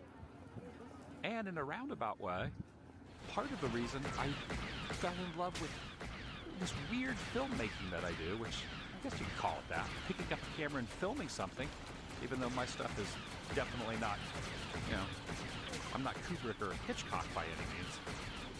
But this place developed my enjoyment of picking up a camera and filming stuff, which is what I'm now doing for a living.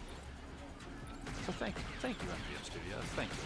Right after walking in, there's 2 or 3 gift shops here along their Hollywood Boulevard. Noticing there is no anniversary merchandise. In fact, over here they do have this, which has the Earful Tower on, which no longer exists. So I guess you could call that kind of a throwback to the old school merch. And this kind of reminds me, this coffee mug reminds me a little bit of the old MGM Studios shirt. They just changed it to Hollywood Studios. In fact, this right here has the UFO Tower on it. Oh goodness, but this right here is a little. We're going to be losing Muppets soon. We still have Gertie the dinosaur, which I just showed. There's a coffee mug of that, and there's also this little tumbler of Gertie as well. The shop still kind of has that old MGM vibe as well. In fact, there is a weather-worn, sun-bleached, even though it is way in the corner. Maybe you want to call it like heat lamp light. Bleached out Casablanca poster that's still over here, which probably was 89-ish. But when you peruse around, there is some pretty cool Hollywood Studios merch. But I even checked on the pins. There are no pins specifically for today for the anniversary whatsoever. I guess they didn't really celebrate the 36th anniversary. But there are a couple cool t-shirts, which I might at some point maybe buy one of the shirts. But yeah, there's no anniversary merch at all whatsoever. Not one shred of anything alluding to the anniversary that I found so far on Hollywood Boulevard. Maybe as I get deeper into the park, they'll have something, but nothing in the pin trading store, nothing in the gift shops along Hollywood Boulevard. There's a couple on either side as you're walking towards the Chinese Theater. But as the day goes on, I'll see what I can find and see if anyone acknowledges it whatsoever. I'm going to guess no, with the exception of one buddy who's showing up here in a little bit. Up in Sid Cahuenga's, right across from the crossroads of the world. It's used as a photo pass place now, but it has all these old autographs still in here. Park's first originally, actually they've taken a lot of the autographs down, but they used to have a lot of autographs and signatures. Like here's one here, and they would sell these, and then when it switched over from the selling store, and they turned it into the photo pass place, they just left a lot of the stuff in here.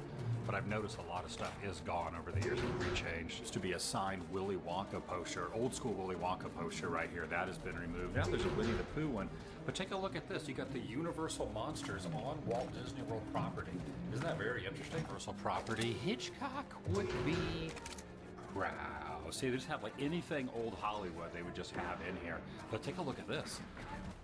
In Portland, Oregon, people aren't afraid to try things, like forest therapy, in a forest just 10 minutes from downtown. Breathe in and breathe out. If you want to try something too, try something Portland. Want to make mom's year and not just her day? Then check out these must-have gifts for Mother's Day. Nothing says, I'm a cool mom, quite like the Ray-Ban Meta glasses. Meta AI tools help me get all sorts of information, set reminders, and take photos. An organized mom is a happy mom. And nothing keeps me more organized and happy than the Skylight 15-inch touchscreen smart calendar. It puts everyone's calendars from every device in one spot, and it tracks chore charts and dinner planning. I am big into birding. Hello, Mama Bird here. The Bird Feast Smart Bird Feeder takes birding to a whole new level. Not only do I feed the birds, I watch them eat. Annette Funicello and Frankie Avalon signed this right up here, the old beach park. Now they just announced that they're going to be putting the new Little Mermaid stage show back in here. They used to be the Little Mermaid stage show. Now they're changing it a little bit. They're putting in the new version. It's confirmed. I thought maybe it wasn't going to happen because for a few years it was just it was announced it was going to happen and then no further announcements that it was confirmed. But now they got the little movable hedges out front, and they've taken this down to put give a little TLC to the characters that were up there. And soon it'll happen. Breathe new life to this area back in here. I don't know what the future holds for this section, but right now it's you can see it's just kind of a stagnant area. There is some stuff happening over there, but once Mermaid starts to rear its head back in here again, maybe that will be the kind of kickstart, the kick in the pants this area needs. Now, again, I don't know what the future is, but in my mind, I really wish, I do like Mickey and Minnie Runaway Railway, but I wish it had gone in an area like it. We should have gone somewhere else other than Great Movie Ride, personally. For me, in my own opinion, getting rid of the Great Movie Ride was one of the biggest mistakes that the Disney parks ever made. What a classic. Wish it could have stuck around. Don't know why it left, but it's been erased from existence, and I'm eternally going to be sad about that. As I sit here, one of probably 3 people that I know that cherish this place as much as I do is arriving, wearing an appropriate t-shirt, Michael Eisner, lurking in the shadows. I can't even see Eisner, which is just how the Disney Corporation wants it to be now, currently. Adam, everybody. Adam's back from LA. It's the world of Micah. It's me. Hello, welcome back. I have an Eisner shirt. I wore to D23 one year. Yours is also, I thought about wearing mine, but then I started to think, I bet Micah's going to wear his. I thought you were going to wear yours. And I didn't want to be, like, and I have another MGM shirt, and I think we both have the same one. Maybe. And it's, your Eisner shirt's different than mine. I should have worn my Eisner shirt now. I almost wore my Great Movie Ride shirt, but I was just talking about how Great Movie Ride was the nail in the coffin for this place. Yes. And the biggest mistake that Walt Disney World getting rid of something has ever made. Yeah. Well, in the last 10 years, 20 years. I agree with that. Yeah, there's no need for that. You could have put Mickey and Minnie somewhere else. Easily. Here on the other side of this archway has changed a little bit, but there are some carvings and things that's still on it. But if you go on the other side of this archway, there was plenty of photos promoting the parks with Eisner, plenty of characters, Ninja Turtles, dinosaurs, Beauty and the Beast. What were some of the other characters that were in some of those original promos? I remember Dick Tracy, Rocketeer maybe? I don't think they ever put any of those. No promo stuff? No, it's weird. There is some Rocketeer stuff around the park too. There's a lot of Roger Rabbit stuff, a lot of Easter eggs of Roger Rabbit, and there's a couple, even a little quick service place that has a little Rocketeer nod with some Rocketeer little merchandise, not merchandise, but props that are kind of hidden around that a lot of people don't realize that are early MGM Studios days. You could call this close to an opening day attraction, because this was December of '89? December of 90, okay. But it definitely was not opening day, but hey, it gets a hard pass as an opening day attraction because it's about the only thing that's still open that was close to an opening. Is there any opening day attractions here anymore? Indiana Jones. That was an opening day. Indiana Jones wasn't No, it was like later in the year. Wow. I think we should look that up. We should fact check that. Hello. About a half hour till we're going to go to Mama Melrose. So So I'm gonna peruse around some of the handprints over here in front of the recreated Chinese theater, just like the one on Hollywood Boulevard. The handprints are from 89 to 92, but there's a couple that go even before 89 opening day, like Michael Landon here, Little House on the Prairie.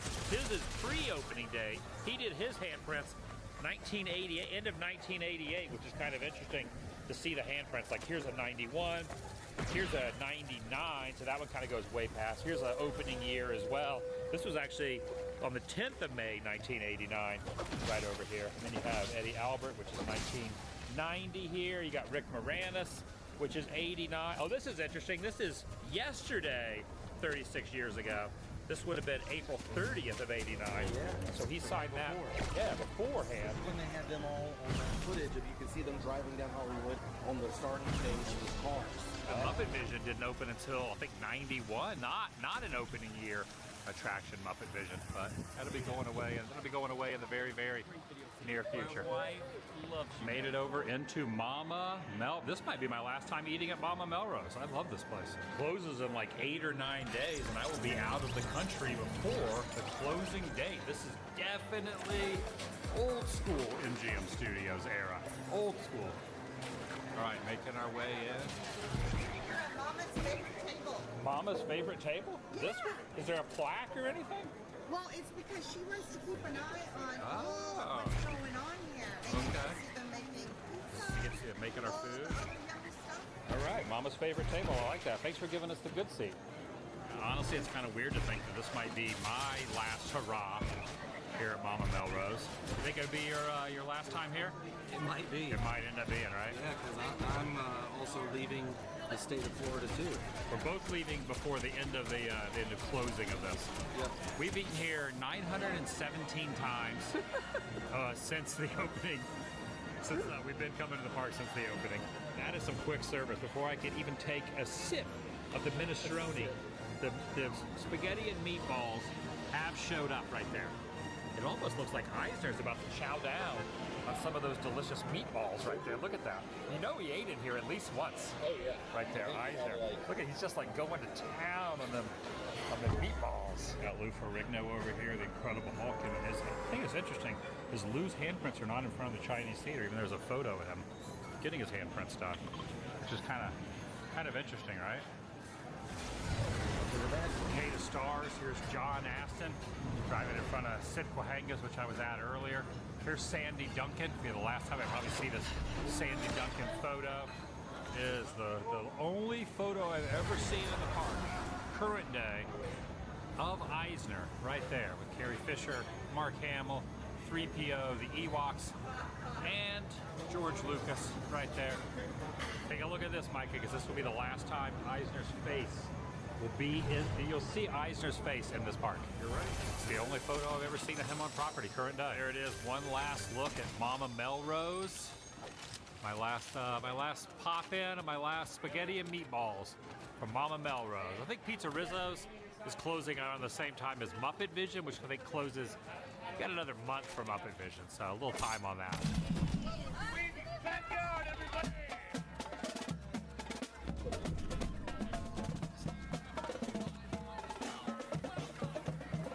Hey, Pete. Hi. How you doing? Good. Nice Great to see you. How you doing? Been me around the world in 80 days, huh? Magic carpet. It's full of wonder. Full of wonder. This is Becca, by the way. Nice to meet you. This is my wife, Toshi. I absolutely love your music. I'm such a big fan, Mr. Seeger. Pete. Harold, putting the lean on you? A little bit. All right, well, don't hold it against them. For a good cause. Want to use this beauty? You always keep it handy, don't you? He's like a gunfighter with a six-gun, always keeping it close. Oh, the time will come up when the winds will stop and the breeze will cease to be breathing. Like the stillness in the wind for the hurricane begins. The hour that the ship comes in. And the seas will split and the ship will hit. And the sands on the shoreline will be shaking. And the tide will sound and the wind will pound. And the morning will be breaking.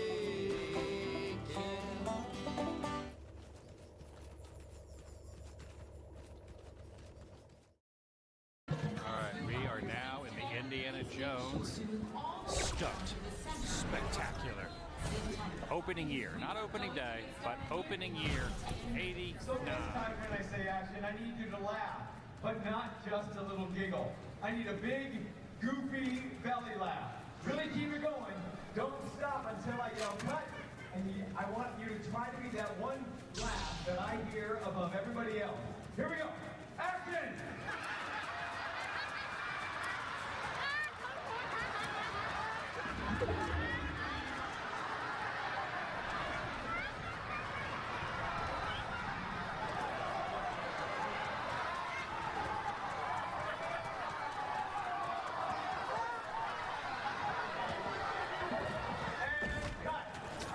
Amazing. I'm pretty sure there's a hyena somewhere over there. And then there's that guy. Right there. Come on, stand up. All by yourself. Ready? Go. Salacious crumb. This is weird. They're completely omitting the fire truck explosion scene. They're just skipping the whole thing. Where the truck comes around and catches on fire.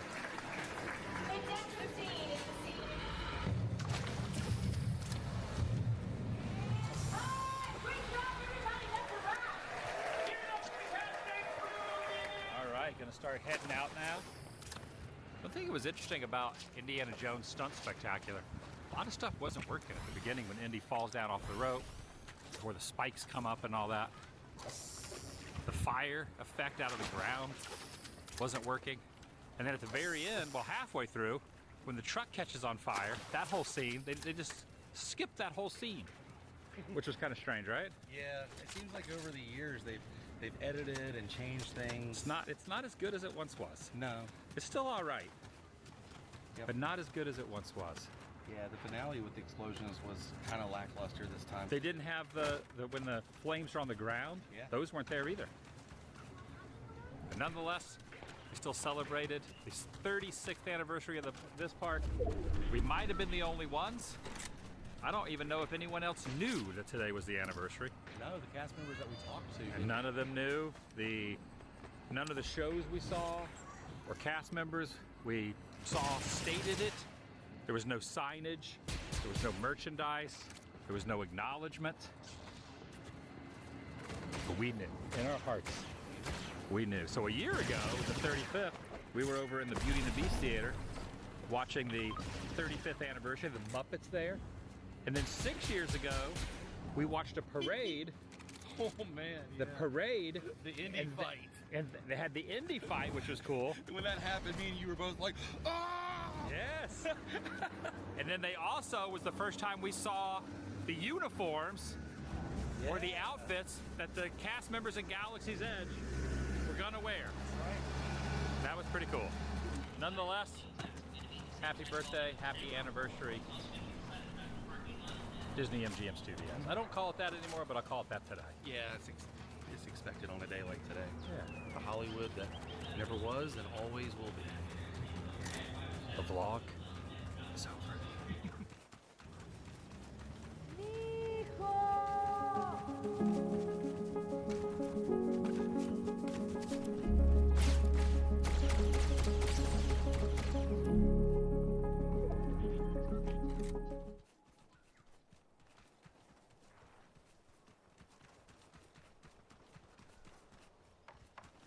Over the past several days, 3 females have been found dead. Looks like someone's going after these girls.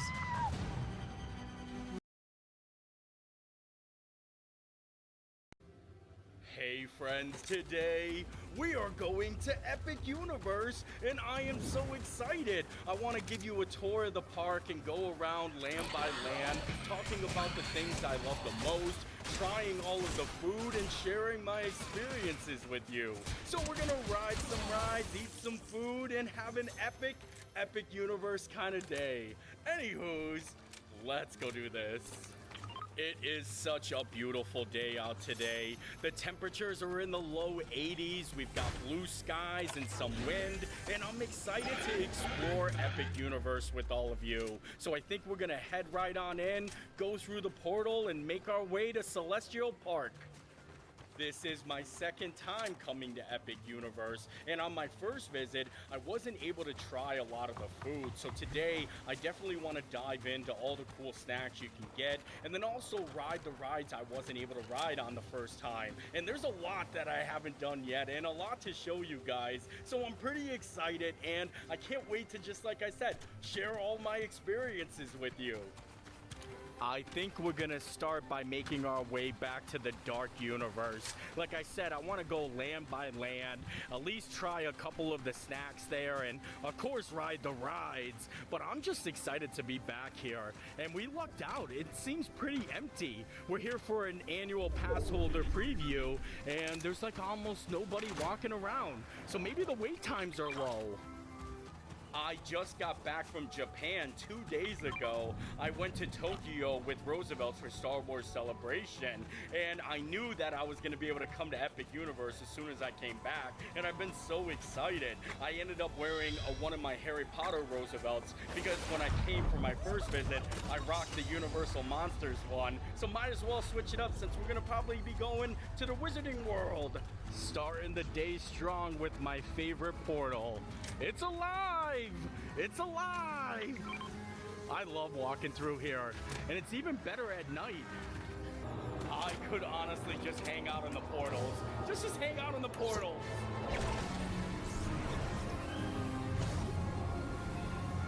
Just to give you a little information about the portals, they are the keys to getting into the different universes. And I made a video on my first visit going into a little bit more detail, but you gotta take a portal to get into the universe. So we went through the portal and now we're going into the Dark Universe. And that goes for each of the worlds around the park. And it's a lot of fun. It kind of, makes it more suspenseful.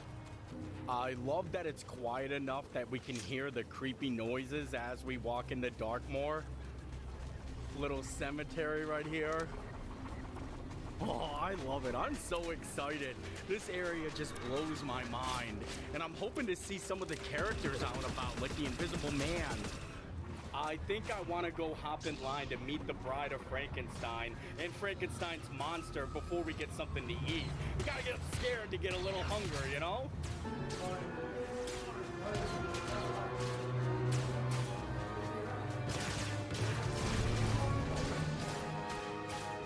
Hey, how are ya? Hey, friends. Hey, how are you? I'm great. I'm excited to be here. Great. How are you? Great. Great. Great.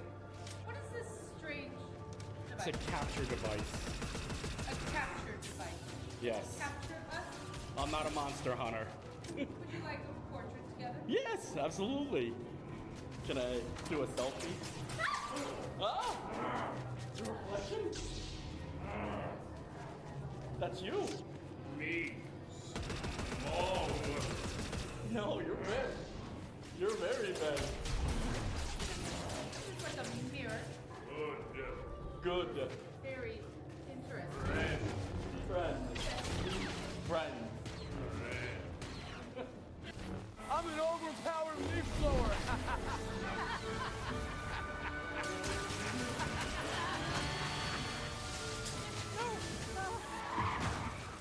And if you don't have the right auto covers, this could really blow your budget. My daughter is being treated for leukemia. It hit me hard. It did. Being a girl dad, it really just melted my heart. It changes everything. You just... you feel hopeless at that moment. Once we got the first initial hit, it was just straight tears, sickness in your stomach, just don't want to get up out of bed. There's always that statement, well, you gotta look on the bright side of things. Tell me what the bright side of childhood cancer is. St. Jude Children's Research Hospital works day after day to find cures and save the lives of children with cancer and other life-threatening diseases. Thanks to generous donors like you, families never receive a bill from St. Jude for treatment, travel, housing, or food. Meeting the bride and Frankenstein's monster was everything. I loved it so much. If you guys don't know, my mom is terrified of Frankenstein's monster. And I tried FaceTiming her while I was waiting to show her, but she didn't answer. And I'm so happy I got to meet them. Now I think we're gonna move along, go check out the Burning Blade Tavern, and get some of the snacks, try some of the food here in Dark Universe. It looks like Monsters Unchained is only a 35-minute wait, but I need to get a little snack before that, something to eat. I've already ridden most of the rides in the park, but I gotta say, I think my favorite ride is Monsters Unchained. After that, a close second is Battle at the Ministry, so hopefully we can ride those today. But I'm excited just to explore around and try some of the food, and hopefully meet some of the characters. There it is, the Burning Blade Tavern, hence the name. Hunter's Garlic Steak, a crispy garlic butter pretzel with garlic dipping sauce. Then they've got a charred loaded potato and a steaked grilled chicken. Maybe I'll get a little burger and a little bit of a garlic steak. A lot of steaks, and not the ones you eat. The Burning Blade Tavern is like a monster hunter hangout, and you can see on the inside they have all their trophies up on the wall, and I'm excited to try the food. We got a big variety because I kind of want to try it all, but I do realize we've got a lot of other lands and worlds to go to, so I limited it to just 3 items, and I like them. They're pretty fancy. First things first, we got the Burning Blade Burger, a 4-ounce Angus patty with American cheese, caramelized onion, and jalapeno bacon on a potato bun. And I love the way it looks. It's like a little slider, well, a little bit bigger than a slider, and I hear it's a little spicy, so we'll find out. I gotta take my steak out of the burger. I got mine without the American cheese because I'm not like a big cheese fanatic like that. So I think we're gonna dive on in. It could be a messy burger because of all the jalapeno bacon stuff on there, but we're trying it out. It definitely has a little kick to it. I can taste the spice already, and I love the burger patty itself. It's like good quality hamburger there, and I kind of like it. I think I would get it again. I don't know how my stomach is gonna agree with the black bun though. I've heard horror stories with Burger King, but I'll find out later, I guess. Then we've got the Hunter's Garlic Steak with garlic butter, like a dipping sauce there, and I just love the design of it. I wish I could find myself a vampire. I do a little hunting. I wonder how this tastes. It's not like very fluffy. It's more steaky. Enough of the burger business. Now let's get to the steak business. And I feel like just like holding it like this, you know? But I don't know the proper way of eating it. I think I'll take it from the tip. This has a little bit of a crunchy texture to it, but I love the garlic seasoning. It actually is really, really good, and probably better when you're walking around the parks and it's easy to carry. You know what I mean? It's kind of like a baton. Well, it's a steak. It's kind of like a steak. I feel like dipping it in garlic sauce is a little too much on the garlic. You know what I mean? I kind of like mild garlic. I don't like it too garlicky. And then finally, we got the charred loaded potato. Hickory char crusted Monterey Jack, sour cream, and jalapeno bacon and chives. And this thing is heavy. Like if you try to pick it up, it'll definitely fall through. That's a big potato there. And I like how they just got the one bacon right in the middle there. This looks actually really, really good. Now it's time to get to the potato business, and I think I'm gonna take the bacon off. I got myself a hunk of potato there, and we'll do a little bacon potato combination bite. I just noticed that on the inside of the potato, they loaded up with bacon. Look at that. The whole fork full of bacon bits. Little bacon bits and potato, and it's got a little kick to it. Everything's a little spicy. Enough of the food business. Now I've got a little garlic breath and I don't got to worry about any vampires trying to kiss me. So I think we're going to go explore the land or the universe a little bit, see if we can see any monsters, and then ride Monsters Unchained. The crowds are absolutely amazing right now. I feel like we got the whole entire Dark Universe to ourselves. We're just walking around, browsing, waiting for a monster to pop out. They usually hang out in the front there. I saw the Invisible Man there once, and then he disappeared, so I can't find him again. But hopefully we'll see maybe the Bride of Frankenstein or Frankenstein's monster. I don't know if we should just like hang out for a little bit, or if we should just hop right on into the ride. It is a little bit of a hot day. Even though the temperatures are in the 80s, I feel like the sun is just beating down on me. There he is. I've been looking for you. I was afraid I wouldn't be able to see you. No one can miss you with that voice. Oh, honestly, can I be transparent with you? I really like the outfit. Understood. The dad jokes honestly have got to die. I understand. A miserable death.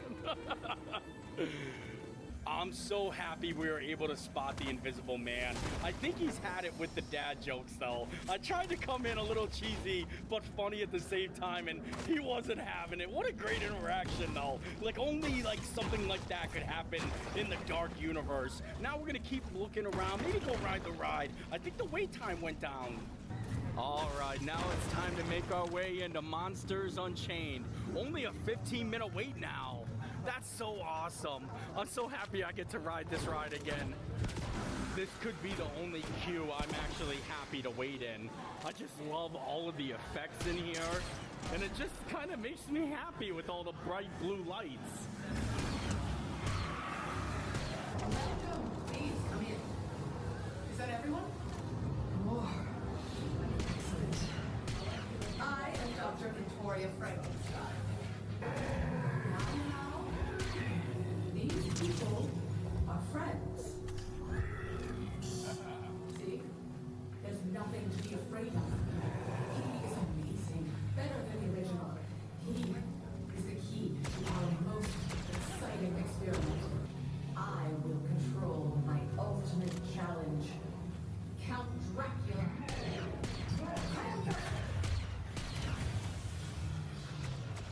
That wasn't us.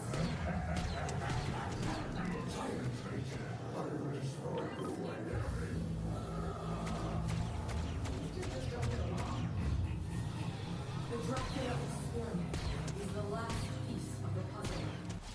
Our series is about a family who adopted a child. This is Natalia. Are you gonna be my mom and daddy? We sure would love that if you'll have us. It was a really compelling story that became a huge media sensation. Worker. It seems as if this could be a beautiful marriage for all involved until they bring Natalia home and things start to head off the rails.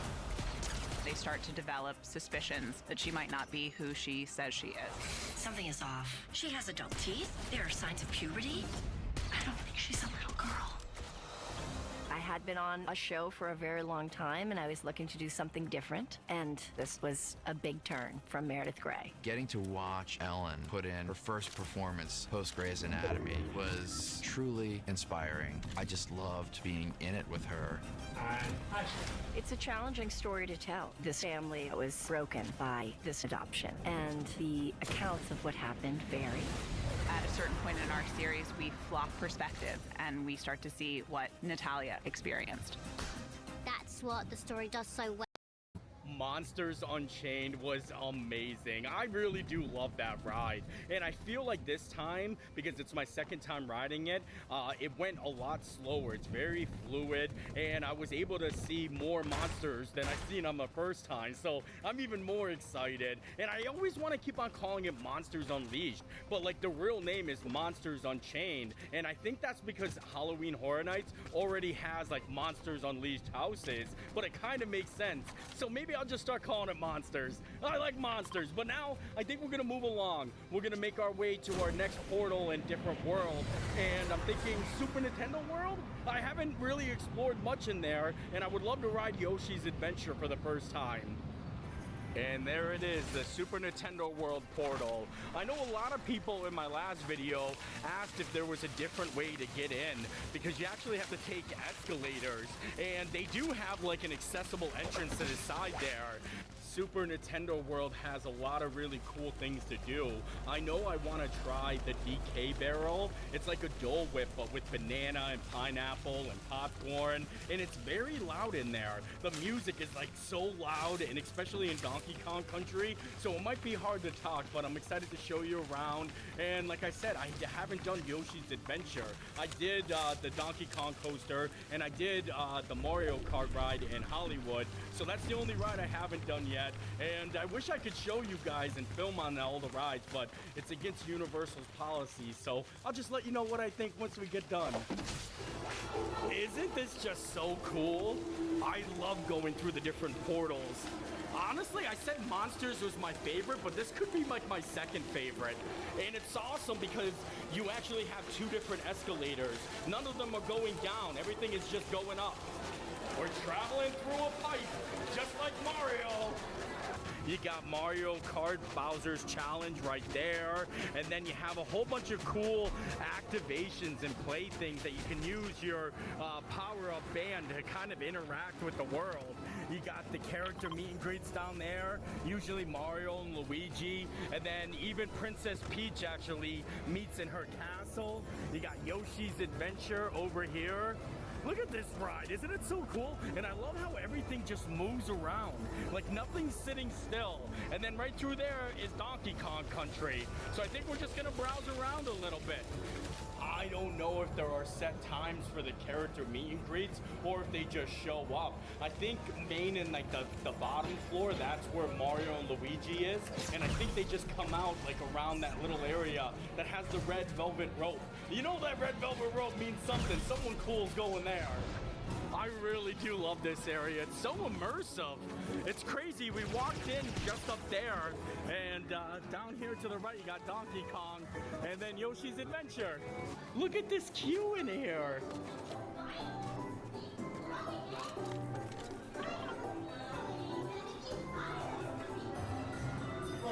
Thank you.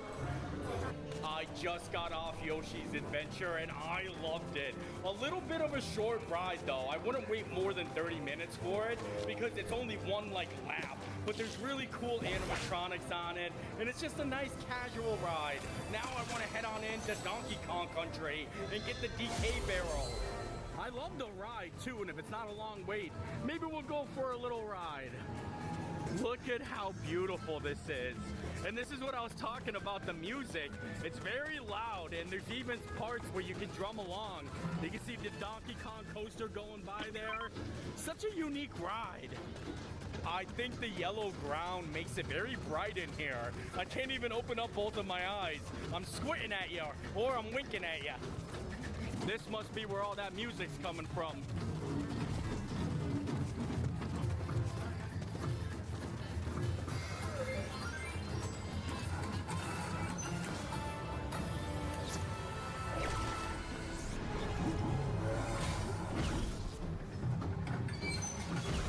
That's cool.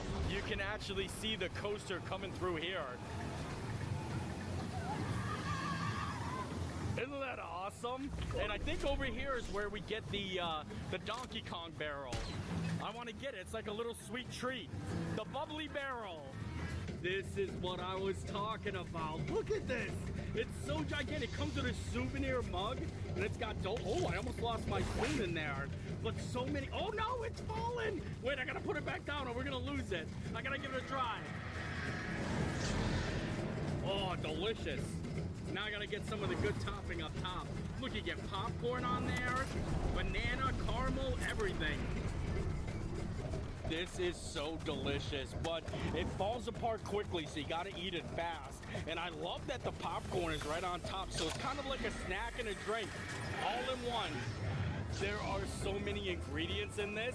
I'll probably put a little listing on the page, but I couldn't even begin to tell you. I know there's Dole Whip in there, banana, pineapple, popcorn. I don't even know what's on top there, but it's like something different in every single bite. Enough of the barrel business. Let's head on in and ride Minecart Madness. And the single rider is open today. Look at that, single riders. I'm the oldest and most respected member of the Kong family. Where was I? Yeah, I hear you, Squawk.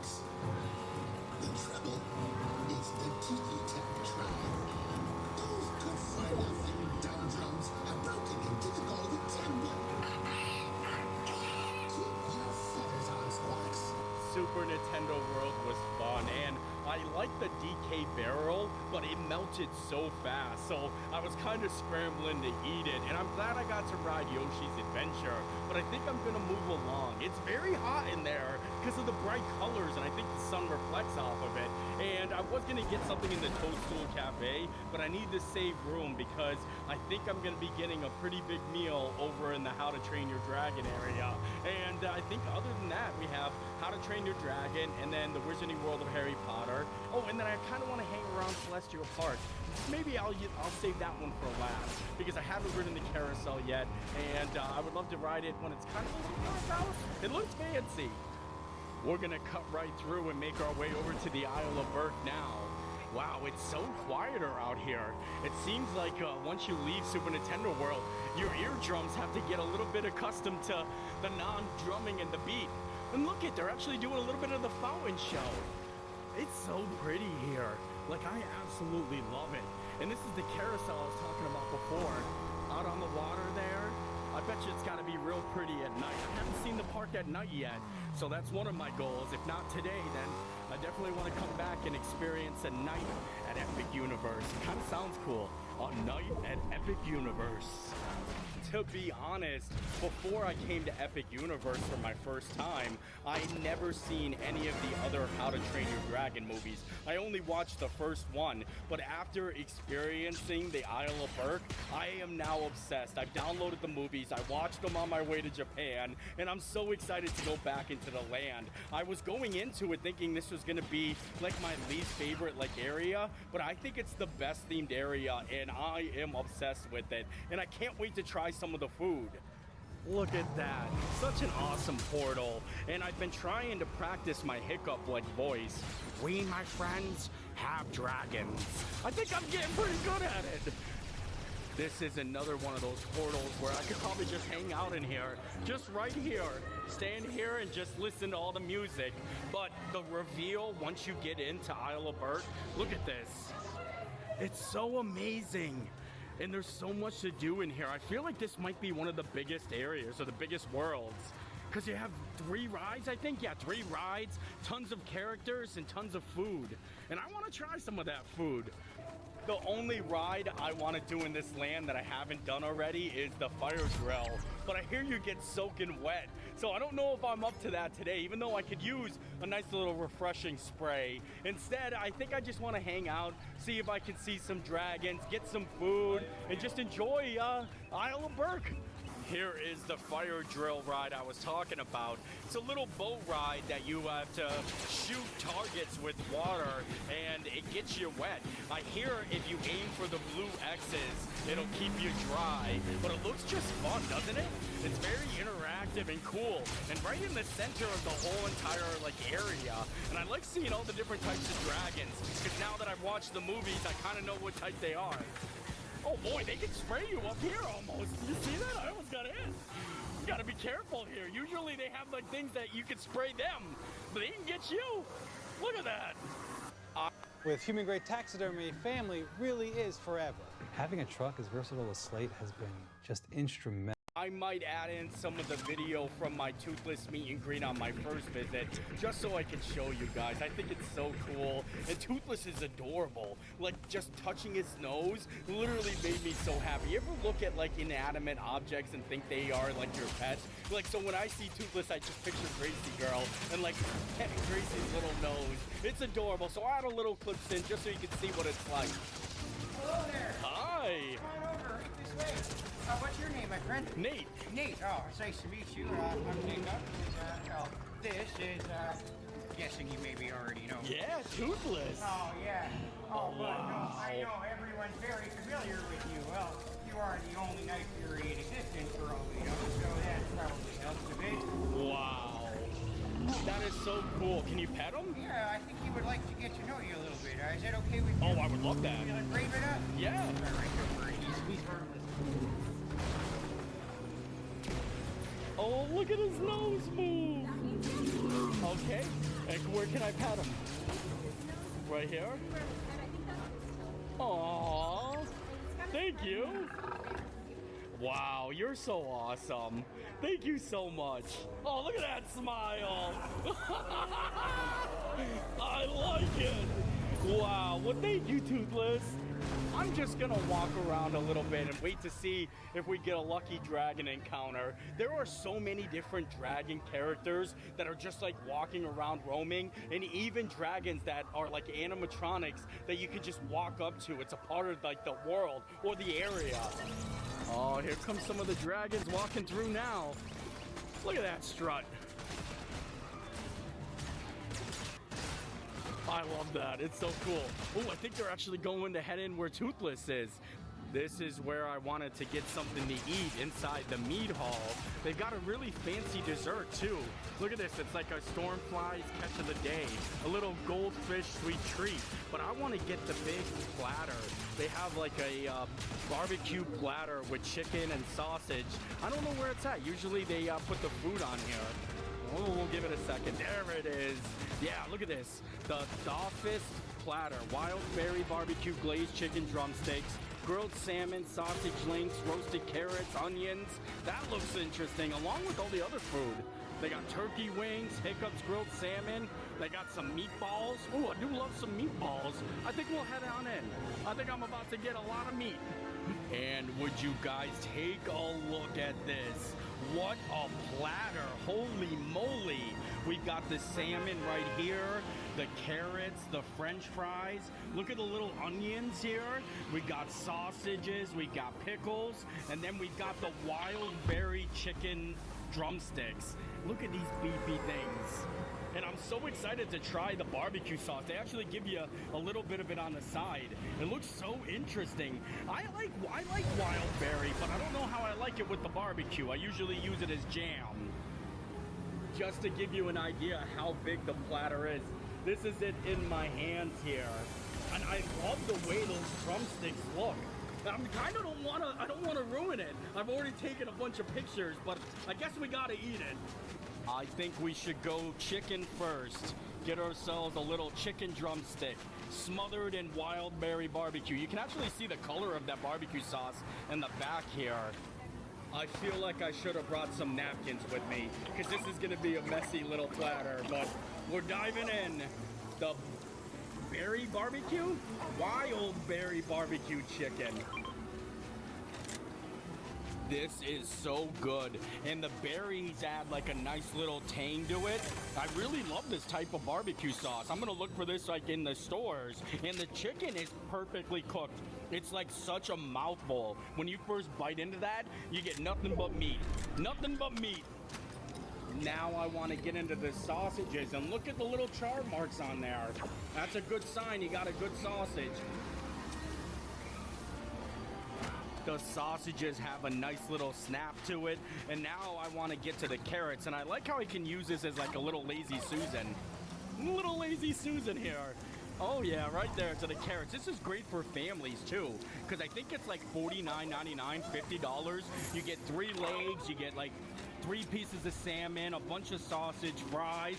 I mean, I would see like a family of 2 or 3 being able to eat this and still have plenty of room to go. I'm probably gonna love these carrots. I can tell they're very soft and not too soft, like not mushy soft, but soft enough that you can like kind of hold the carrot up and it's straight. It got a little snap to it. Oh. I'm not the biggest fan of salmon, but I think I should try it just for the sake of getting this platter. Because I wanted to get it just so I can show you guys. And the salmon actually looks pretty good. Hey, maybe I might like it. I never like salmon, so if I don't like this, it's not because it's not good, it's because I don't like salmon, but I'm willing to try it. I'm willing to try anything at least once. I don't like salmon. Overall, this is such an amazing meal, and just because I don't like the salmon doesn't mean it's not good salmon. And I think my favorite thing out of everything probably is the carrots. Carrots and then the chicken at a second close there. I will snack on the chicken all day long. I'm gonna stick to the chicken and sausages, not like the salmon that I'm used to, you know? I think we should start making our way over to the Wizarding World of Harry Potter. I don't know if I can eat anything else after having that platter, but I might get a sweet treat in there. And I also want to see the show that they have. The circus show, I wasn't able to do that on the last visit, and I'm kind of excited. Sadly, I don't think we can do Battle at the Ministry because they're doing the virtual queue, and I think they're all gone for the day. But I've ridden it, and I love it, and I love the queue too. But I'm more interested in the food and the shows today. We made our way over to the Wizarding World of Harry Potter. I love going through this portal, but I don't know if the portal is my favorite. The reveal once you get through it is amazing. Look at it, all the pretty lights. Like I said, I think I'd hang out in the portals all day. Once you get through, you gotta do a turnaround and look because it's so amazing. Like I sometimes I question the fact that this is a theme park, you know? Look at this. It's honestly like I'm like on vacation in another country. They really immerse yourself into the land here. They really immerse yourself. Oh, look at that. This is definitely by far my favorite land. Not like in theming, just overall. I think the best themed land is How to Train Your Dragon. But this is just remarkable. And they got a little cafe over here where you can just sit down and people watch, just like you're in Paris. Eat a crepe. Maybe I'll get a butterbeer crepe. The next show is at 5:15. Oh, I don't even know what time it is. 4:16, so we got an hour. This is where the show is. They also have live entertainment just walking around. I just heard some music over here. Oh, I kind of want to go see what's going on. Looks like they got a nice fancy music display over here with maybe some magic.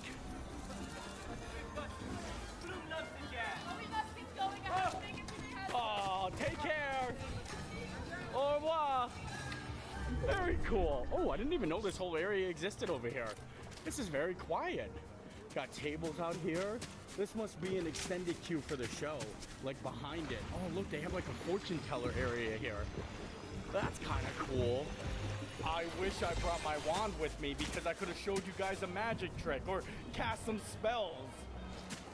Maybe we'll just peek into the cafe here and see what they got. I don't know if it's like sit down. Oh, it looks very fancy in here. And the AC works very nice. It looks so fancy in here. I think I want to sit outside though. Look at all the artwork on the walls. Very, very cool.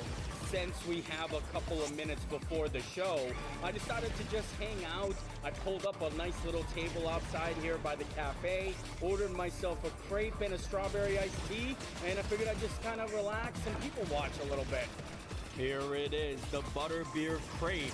This thing looks so good. I like how they got some whipped cream and a nice little butterbeer candy there. And then I also got a strawberry iced tea. And I'm just sitting here hanging out, waiting for the show to start. I think it starts at 5:15, so it's actually not too long. Oh yeah, we only got like 20 minutes. Better eat up. I always feel like crepes are just very easy to eat because they're kind of very thin, like thin pancakes. And oh wow, this one's got a lot of filling in there. Let's scoop it up there. Oh, look at it. I can taste, I can smell the butterbeer before I even eat it. This is so good. And when I first cut into it, you can actually see like the butterbeer cream in there. And it kind of just like goozed out. It's so good. I'm not a big crepe guy. Oh, there you go. There it is. I'm not a big crepe guy, but I do love butterbeer. I don't know if I'd ever eat butterbeer with it though, because that might be overkill. But I'll snack on the crepe all day. All day creping. I always snap into like my little candy pieces like this. Nobody cuts them up. You take little bites. I don't think that's candy. I think this is actually like a little thin shortbread. I thought it was like a white chocolate candy. That's usually what they do with it. But regardless, very delicious. I love the butterbeer crepe. And now we're gonna go to the show after we finish up our little crepery. A little crepe business. Oh no, it looks like they canceled the 5:15 show. The next one's not till 6:05.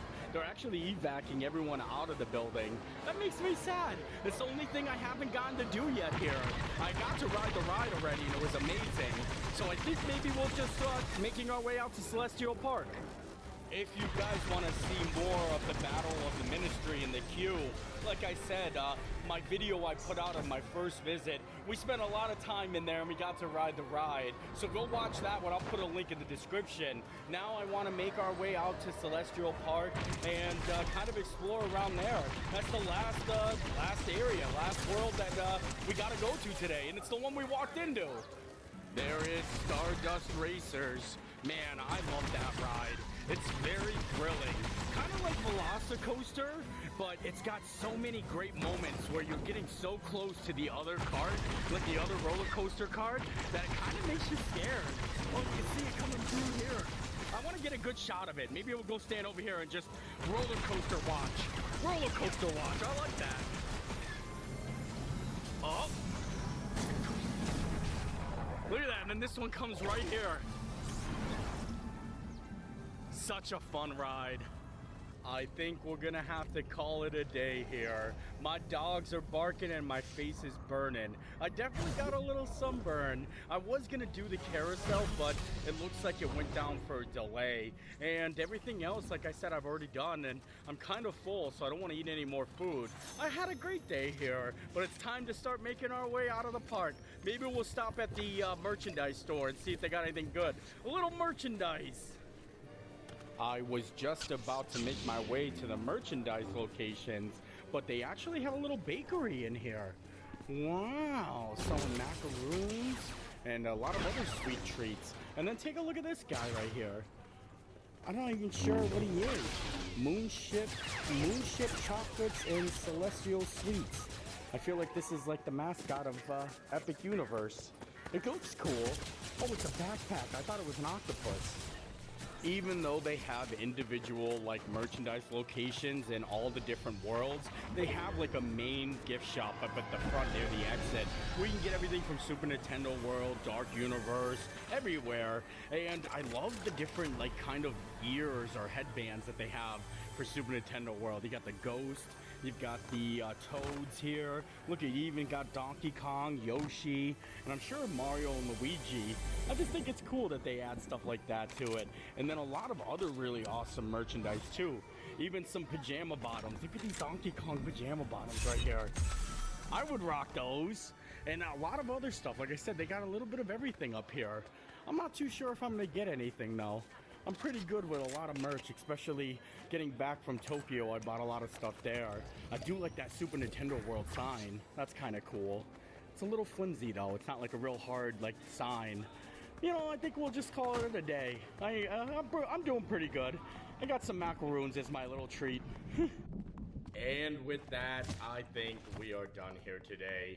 I was gonna close it out in the park, but it was too hot and I just had to get out of there. So it's nice to be home. I wish Gracie was here, but she's still away on her trip with her mom. And I figured I would just end the video here. So I hope you guys enjoyed the video. I enjoyed making it. I'll probably end up going back to Epic Universe maybe 1 or 2 times before it officially opens up May 22nd.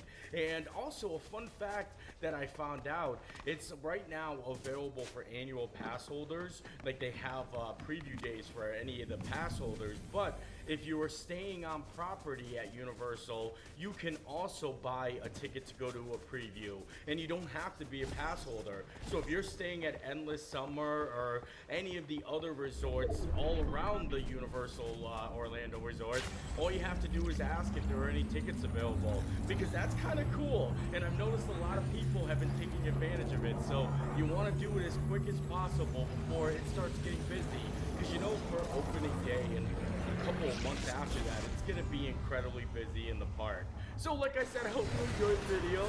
I enjoyed making it, and we'll see you next time. Bye!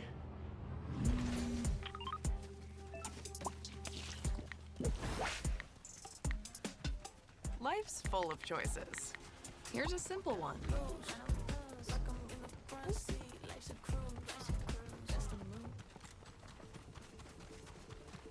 It's not a hobby. It's your empire. It's not DIY. It's do it yourself on Wiz.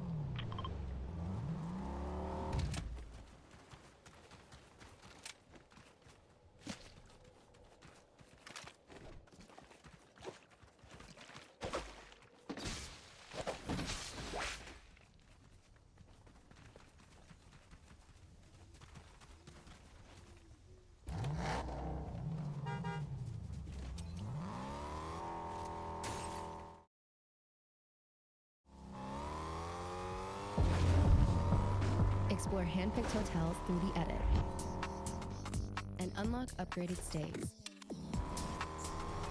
with Chase Sapphire Reserve. Make more of what's yours.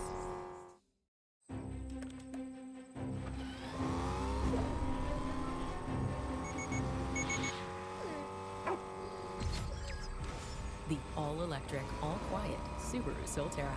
Dog tested, dog approved.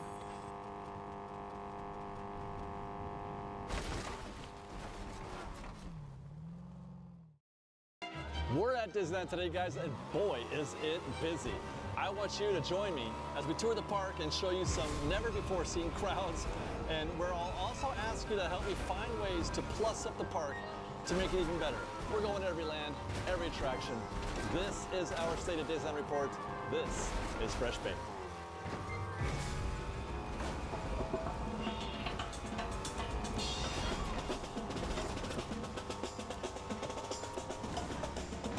Nothing quite like starting a Disneyland day off with the Disneyland band here at the Town Square and the Disneyland Railroad Station.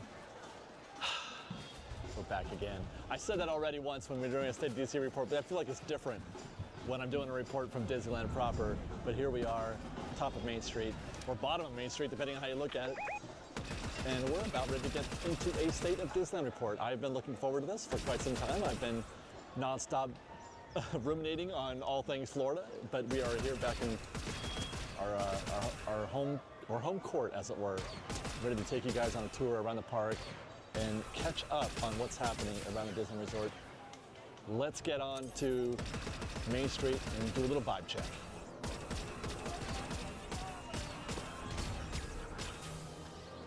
I can tell you right up front, as we head down the steps on our way to Main Street, that Main Street was half bunkers. When I was shooting a little B-roll this morning before the show began, it was very intense, but we're ready. We're ready for this day. Hello, everybody. Welcome to State of Disneyland. I'm your host, David. This is going to be a walk through the entire park, every land, every attraction. We're going to talk about what's new as we reach specific parts of the park, share a little bit of the news, what's happening in the parks, plus take a look at the queues, do a little queue science, maybe get something to eat, maybe go on a ride, we'll see. This is our State of Disneyland report. And presently on Main Street, the state is busy. It's very dense. But it's kind of quiet and subdued, but very dense right now on Main Street. And I expect this to be the case as we make our way through the park. It could even get worse. You may or may not be able to see it right now. It is 11 minutes to noon. It is 11:49 on a Monday afternoon or Monday morning. For sure, this is busier than I would say that we've seen Disneyland in the last couple of weeks, or the weeks prior to going to Florida. Everything right now is like a before and after Florida situation for me, it seems like. But the reports that we're getting while we were gone and in the days after that have been that the parks have been quite busy.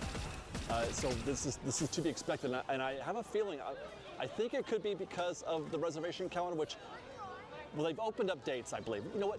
Let's get back to the Main Street station. Let's get back to the top of Town Square and take a look at that reservation calendar. We'll begin with the single-day ticket calendar for regular guests, and as usual, it is completely wide open. Today, by the way, is the Tier 2 day.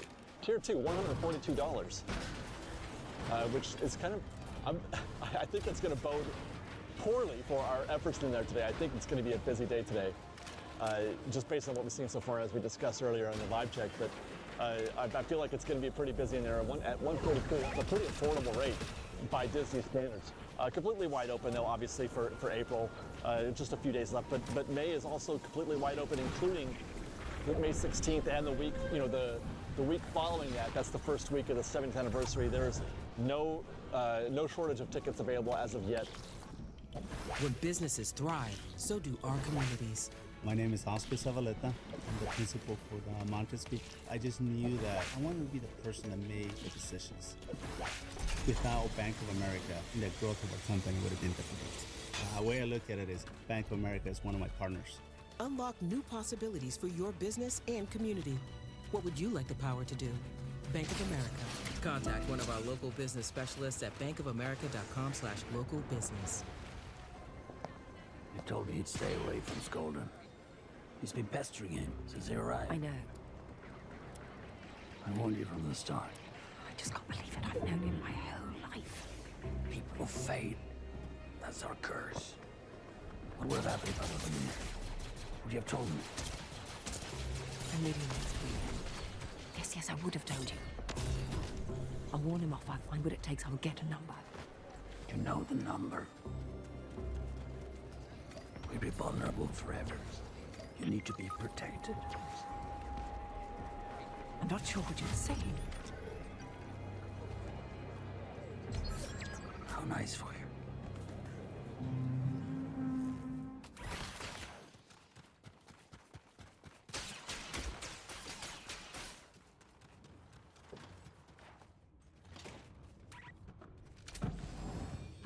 And I expect that to remain to be the case.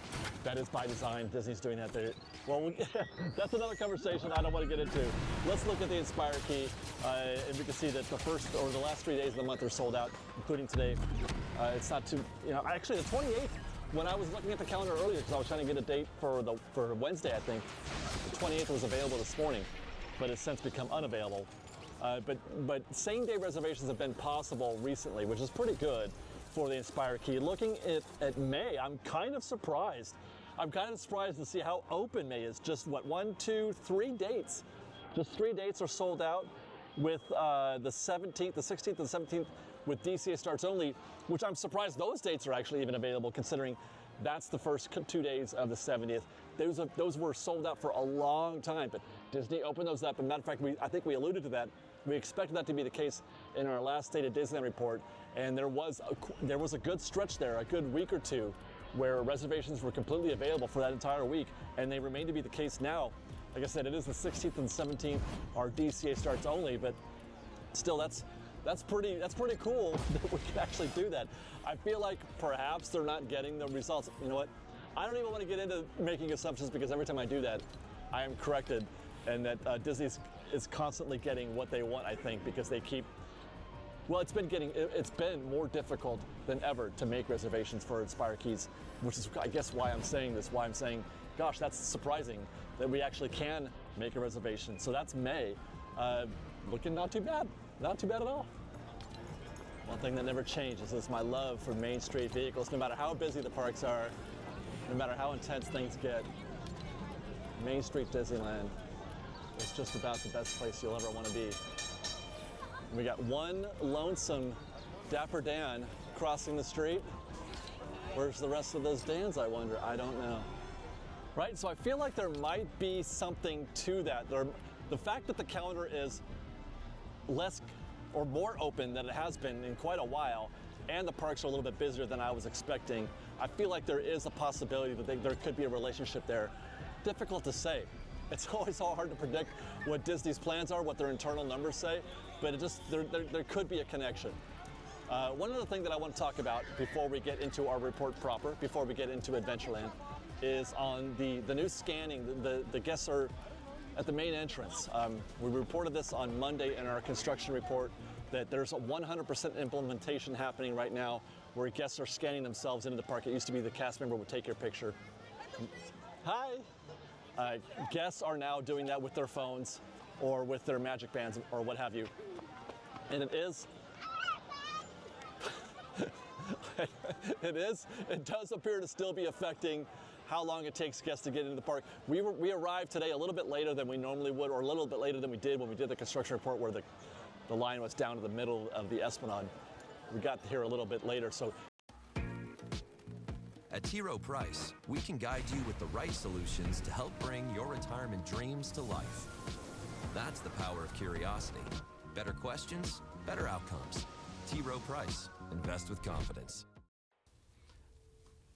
When your kid is hurting and there's nothing you can do about it, that's the worst feeling in the world. I don't think anybody ever expects to hear that their child has cancer. It's always one of those things that happens to somebody else, but it's definitely feels like your soul is sucked out of your body when they tell you that it's your baby. And you would do anything to get them to the best place that they can be for their treatment. And I knew with everything in my soul that that was St. Jude and that we had to get here. Everything about cancer is already so hard. I can't imagine how people do this without St. Jude. My name is Hunter. I'm at St. Jude because I had osteosarcoma. Osteosarcoma is a special cancer that's in the bone, so they had to amputate my leg. You're looking at a hero. It takes a fighter. Good catch. You're looking at a hero in the fight. My hero. Here at St. Jude, you don't ever have to worry about how much treatment costs. You never get a bill, ever, for any of it. 1 in 5 children diagnosed with cancer in the U.S. will not survive. St. Jude gives kids with cancer the chance they deserve. Help St. Jude give every child with cancer a chance. Without the donors, St. Jude wouldn't be here. Thank you so much. You have saved so many kids. Let's cure childhood cancer together.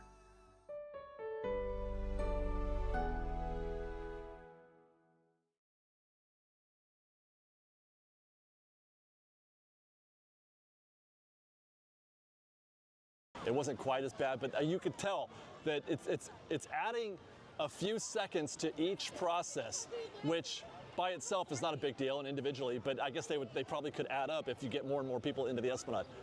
This is going to be a short-term thing.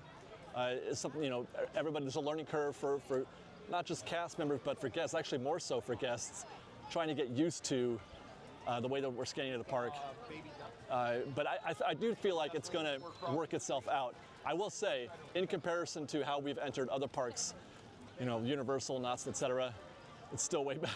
I have to say, it's still superior to those parks. For somebody, I have the hardest time getting into Universal. They'll scan my pass. I do the thumbprint or the fingerprint thing, and sometimes I've had to scan my fingerprint 5-6 times sometimes. They just can't get it. And they're like, no, you're holding it too hard, or you're not holding it hard enough, or something, I don't know. So this is not a new thing, having difficulty getting to a park. They're gonna get this worked out. Let's go to Adventureland. And it looks like the day has come, you guys. They've closed the Tiki Room. Today is the first day of the closure. This is kind of exciting, I have to say. This is kind of exciting. They're closing it. They're going to update the whole show. They're going to update the show inside, and they're going to update the pre-show that happens outside. Specifically, you know, the little, each tiki god has a little moment. The gods take it running, and when it calls for the leaves to fall, that's going to be restored. That's one of the effects that's going to come back. They're going to upgrade all the animatronics inside and make a better show in there as well. But that's what's happening out here. So the walls are up, and we won't be able to go on the Tiki Room probably for a month or so at least, I think. There's no date on the calendar right now. And perhaps even better news, something we also reported on our construction update on Monday. We're actually doing something here in the restrooms. Though it looks like the walls have come out a little bit. That's what we saw them working on in the construction update. They have since added the forms are up, a little bit of a wall layer there. So something is about to happen at the Adventureland restrooms. Could we be getting those, remember those emerald rocks, you guys, from way back in the day? I feel like they haven't been here in 100 years, but they were actually, it's just been a couple years, but it feels like it's in the ancient past. Those emerald rocks that were in front of the, hi guys, that were in front of those restrooms. I guess you kind of sit there and wait, and man, I miss those. I'm looking forward to seeing those come back. And it looks like the crowds have come back to Adventureland for sure. We've been coming through here from time to time while Indiana Jones was closed, and it was kind of barren. Felt like no action here whatsoever. Hi guys. But things appear to be cooking here in Adventureland because Indiana Jones is back. Starting though at the Jungle Cruise, there are guests up there. There are guests on the top level on the left, guests on the top level on the right. But it's roped off out here in the entrance, and they've turned the sign around. So I guess that means it's closed. Temporarily closed, there you go, he said it. So I don't know if they're cycling boats. It looks like that boat is empty right there, but there are guests in there. It could be that they have dumped a queue, which is a rarity. You do not see that happen hardly ever here at the Jungle Cruise. They hardly ever have to dump the queue or close it for very long. it matters late at night. Hi, Alex. Nice to see you again. Because sometimes that's when you need us most. Where you get your medicine matters.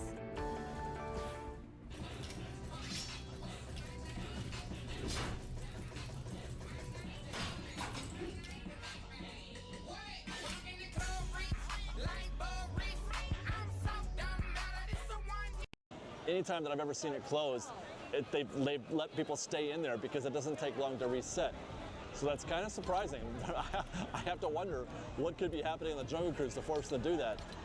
Let's see what's happening next at Indiana Jones Adventure.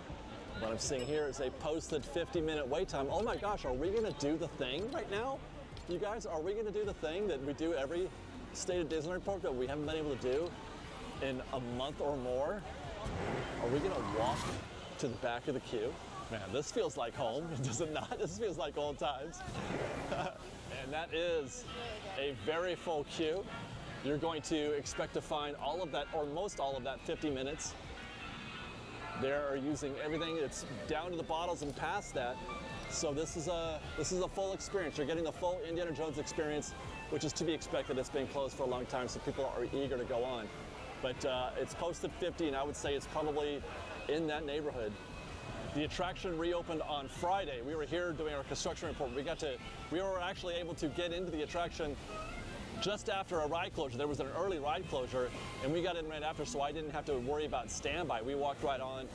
But later on that afternoon, there were images posted on social media of, get this, the standby queue was all the way down to the Tiki Room, which I can't remember it ever being like that, except for maybe like at Rope Drop before they've opened up the extended queue back there, where the first batch of guests, maybe then, and that's about it. It's been a long time since I've seen a standby queue reach the Tiki Room. Meanwhile, across the way, I caught a whiff of the Bengal barbecue cooking. I was like, oh my gosh, I'm really hungry. And I noticed this very extensive queue for standby. That looks like quite a wait. This queue is now out here into Wild Space, getting into the common walkway there. That's intense. What's even more crazy is that if you want to do a mobile order, it's for an hour from now. It's noon, so it's high time to be ordering food, but Bengal barbecue is between 49 and 64 minutes to return time, unless of course you use our hack, the refresh hack. But let's just say you're a common guest and you're not doing that. That's a long time. Even for Bengal barbecue, which is a very popular dining location here, it often has a longer return time than other locations do for mobile order. But I was surprised to see it at an hour. So that's another indicator that we're looking at a very busy afternoon here on this Monday. Same story out here in front of Pirates of the Caribbean. Same story.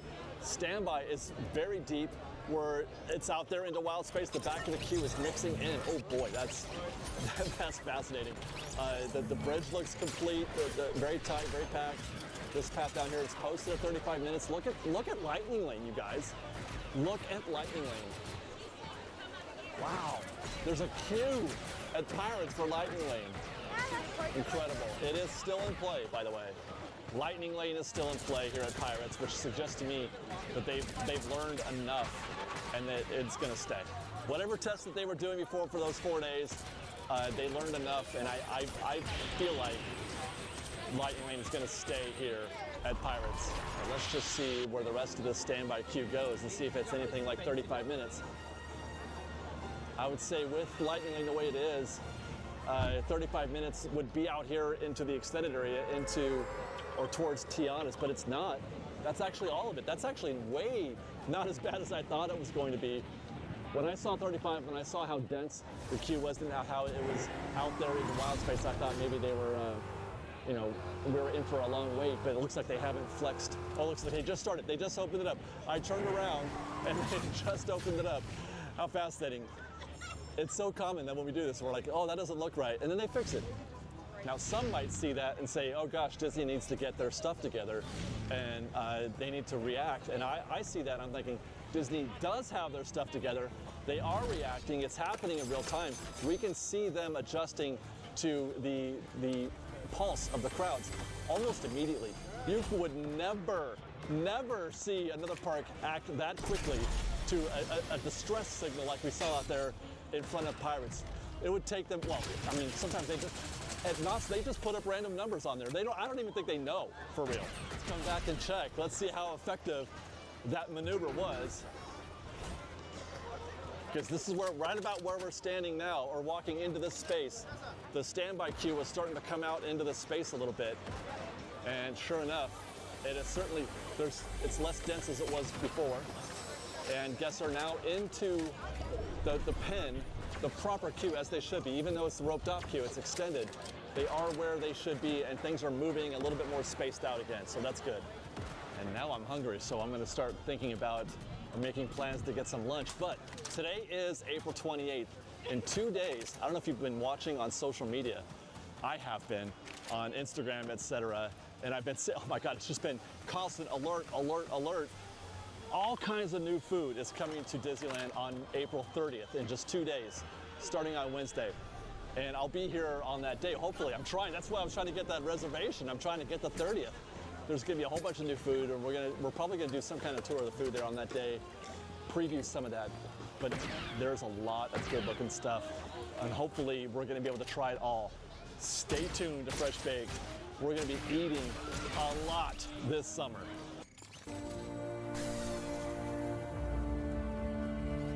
How's it going? We're getting there. I spoke to my friend at 500. She thinks they'll finish inspecting up there today. Where they go next should tell us what direction they're moving, but... How many are there? On the ground, she counted about 40. We don't know what they have in the air. What if they come this way? Look, they need the grain. They know we need help, and they know everyone isn't legal. How hard they look, what they do. It's been 10 years since the last audit. Nobody's happy. Talia thinks they'll let us slide. We can't count on that. What if they ask where we came from? I wouldn't mention Therians. What if we stay ahead of them? I'd be careful. They caught someone running at 700. I'll find out what I can. Cassian. You'll be here.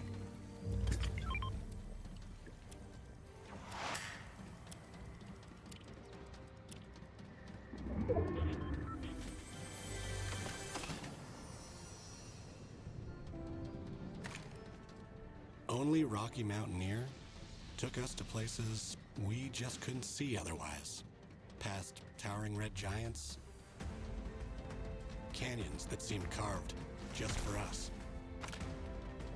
There we discovered, the more rugged the view, the smoother the wine. The Southwest, refined. Rocky Mountaineer. So lunch is in fact on. I'm starving, and we wound up going to the Stage Door Cafe. Well, we placed our order at the Stage Door Cafe, but we're eating here in the Golden Horseshoe because there are no tables anywhere out there. It is so busy out there right now, and that includes the dining area out in front of Stage Door Cafe. So we brought it in where there's plenty of tables here at the Golden Horseshoe, for obvious reasons that we won't get into. But we're trying the Caesar wrap today because I'm trying to eat as many things that I haven't had before or in a very long time. So we got the Caesar wrap. It's lavish. It's a lavish wrap with romaine, kale, papitas, white beans, crunchy corn kernels, tortilla cheese, and Mexican Caesar papita dressing. I'm not familiar with some of those things. I don't eat a lot of kale. I'm not a fan of kale. I don't like the texture. I don't know what a papitas is either. What else? I'm down with the crunchy corn kernels. I'm down for the tortilla and the Mexican Caesar papita dressing. There is your Caesar wrap. Cheers, Fresh Baked. Well, I would say first off that that's just about as I might have predicted. It's very heavy on the lettuce and kale textures and flavors. They're very crunchy. A little light on the sauce, which actually I appreciate. Although I would have liked a little bit more of the dressing. I definitely don't like it when they put too much on it, which is the case, especially with Caesar. You go to Boardwalk Pizza and Pasta and they put way too much dressing on there. I'd rather leave that up to me. I'd rather it be less than more. But it tastes, pretty much as you might have expected it would. The tortilla's nice.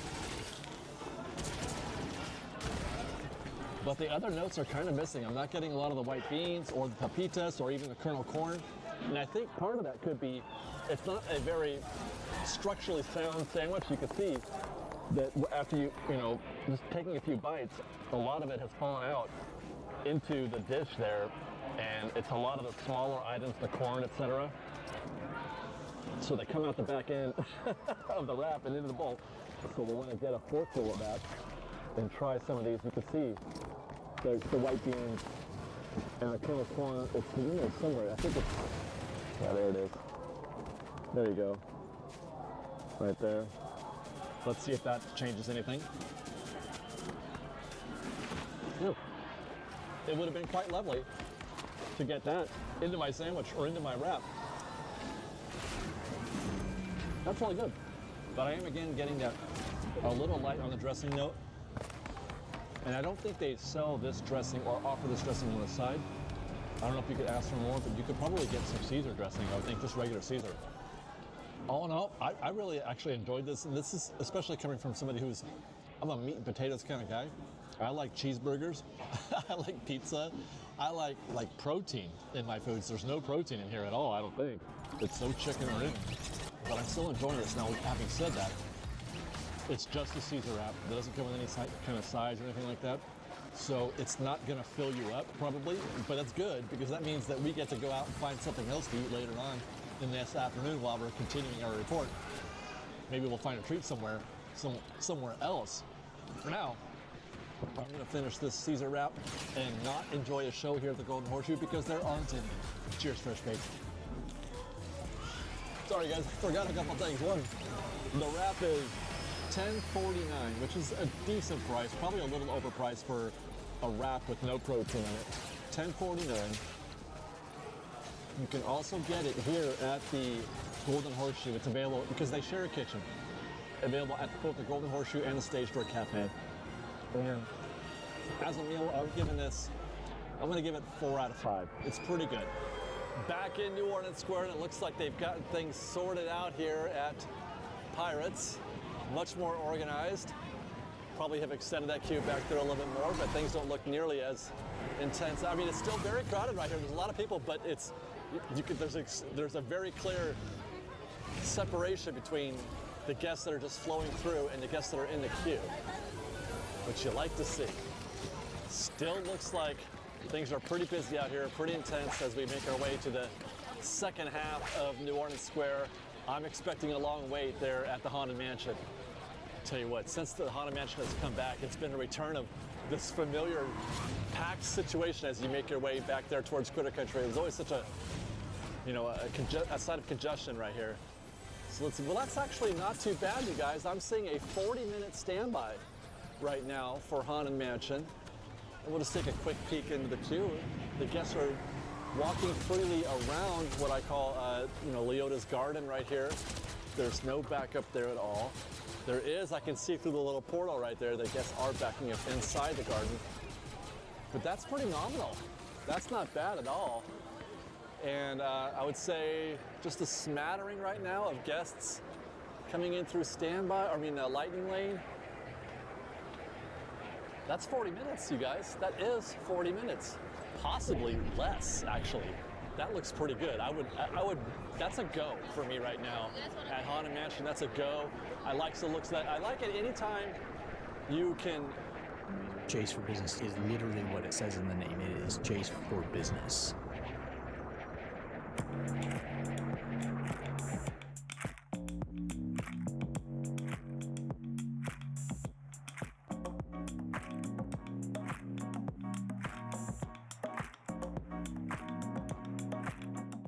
Skip parts of that new extended queue. Anytime you can skip, especially the part that wraps around, we should go look.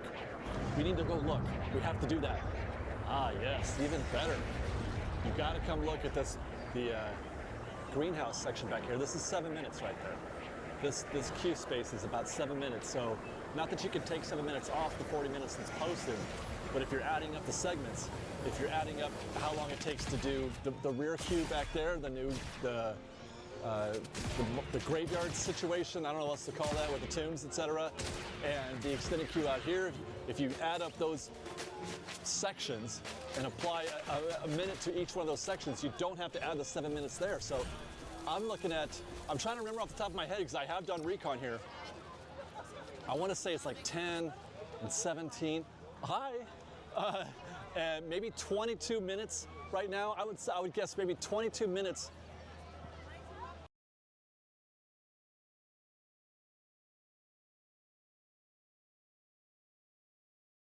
Guys, we're here at Universal Studios Hollywood because they have just started FanFest, a brand new special ticketed event that's going to bring you guys along to Universal Studios with many other fans getting ready to check out their favorite fandoms. Guys, let's get out of here. We're on the bridge of the Enterprise. It's going to be a great time. There's new foods. We're going to go downstairs later on because they have this new Back to the Future recreation. To Hill Valley, California. That's what I want to see the most. It's going to be a fun time, guys. So why don't you guys join us today on this magic journey? Here we go.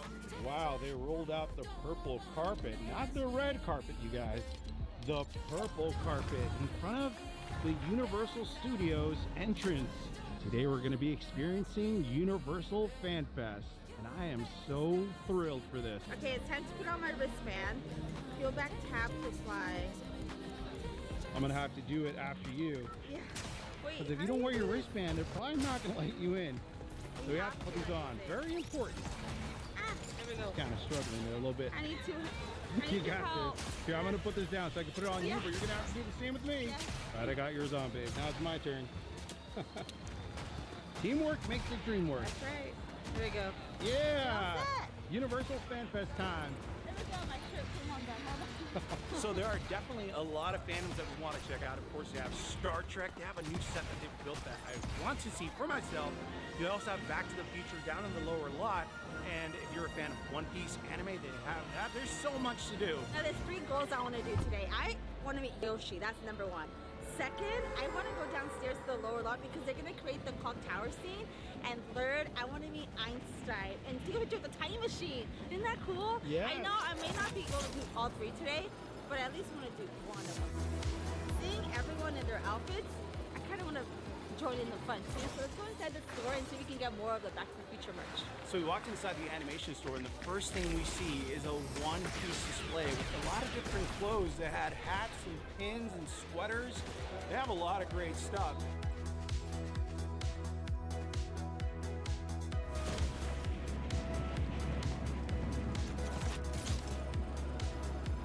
Oh, they got Star Trek! Star Trek merch. Yeah, they got a little bit of everything for everyone. So we walked into our second shop, and in this one they're going to have Star Trek merch. What I was so incredibly delighted to see was John Picard's suit. They have it here on display. You can come and see it free, but they also have like treats, lollipops, chocolates. I think this is very cool what they're doing. Hey, they got tiny troubles. Oh no. Really? These are things are? I don't know much about Star Trek. So if you know about these, let me know in the comments below. You know, it seems like you know. Well, I'm not like a professional in Star Trek. Like when I was a kid, I used to watch Next Generation, but I believe those are called troubles. Whoa! I didn't even see that. Yeah. Imagine there was an actual book like that. Ugh. You see, you wear this and you put on the badge. And you'll be the Taco Fan Fest. And you'll be the Taco Fan Fest, yeah. Either it's this hat, but then I saw this one. You're thinking of getting E.T. or which one? Back to the Future? Because this one was perfect. Because I was looking for Back to the Future merch. But then this one, come on, there's not so much E.T. And look, I have my E.T. backpack. I love that bag. That's like one of my favorites. Yeah. I mean, if you're wearing this, you're E.T. phoning home all day. But if you wear that, you're going to be all Back to the Futured out. I think I'll do this one. I think you should. Yeah, I come back to this one next time? Yeah, or maybe we should take it now, and that way you have it for next time. Okay.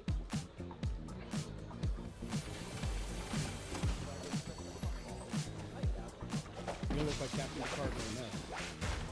All right, it's really wild in that store, so we're going to get out of there.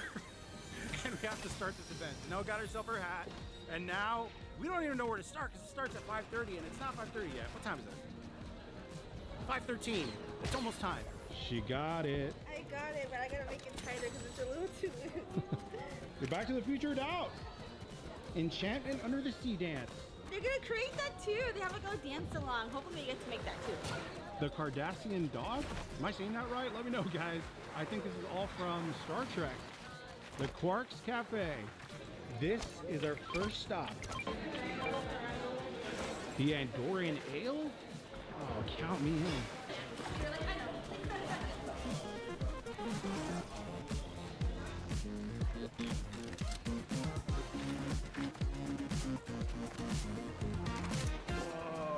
Oh, yes! That's a lot in there. That's a really cool looking drink, and this is here at the Quarks Cafe, by the way. This is a Star Trek inspired restaurant. Later on, we're going to be going checking out Red Alert. That's the Star Trek experience. That's going to be a lot of fun. But look at how pretty this food is. I know, look at this. Right? Look at that. That. Whoa. I'm really thrilled to try. Take a sip of that. I know, here we go. Pop Rocks and frosting right on top.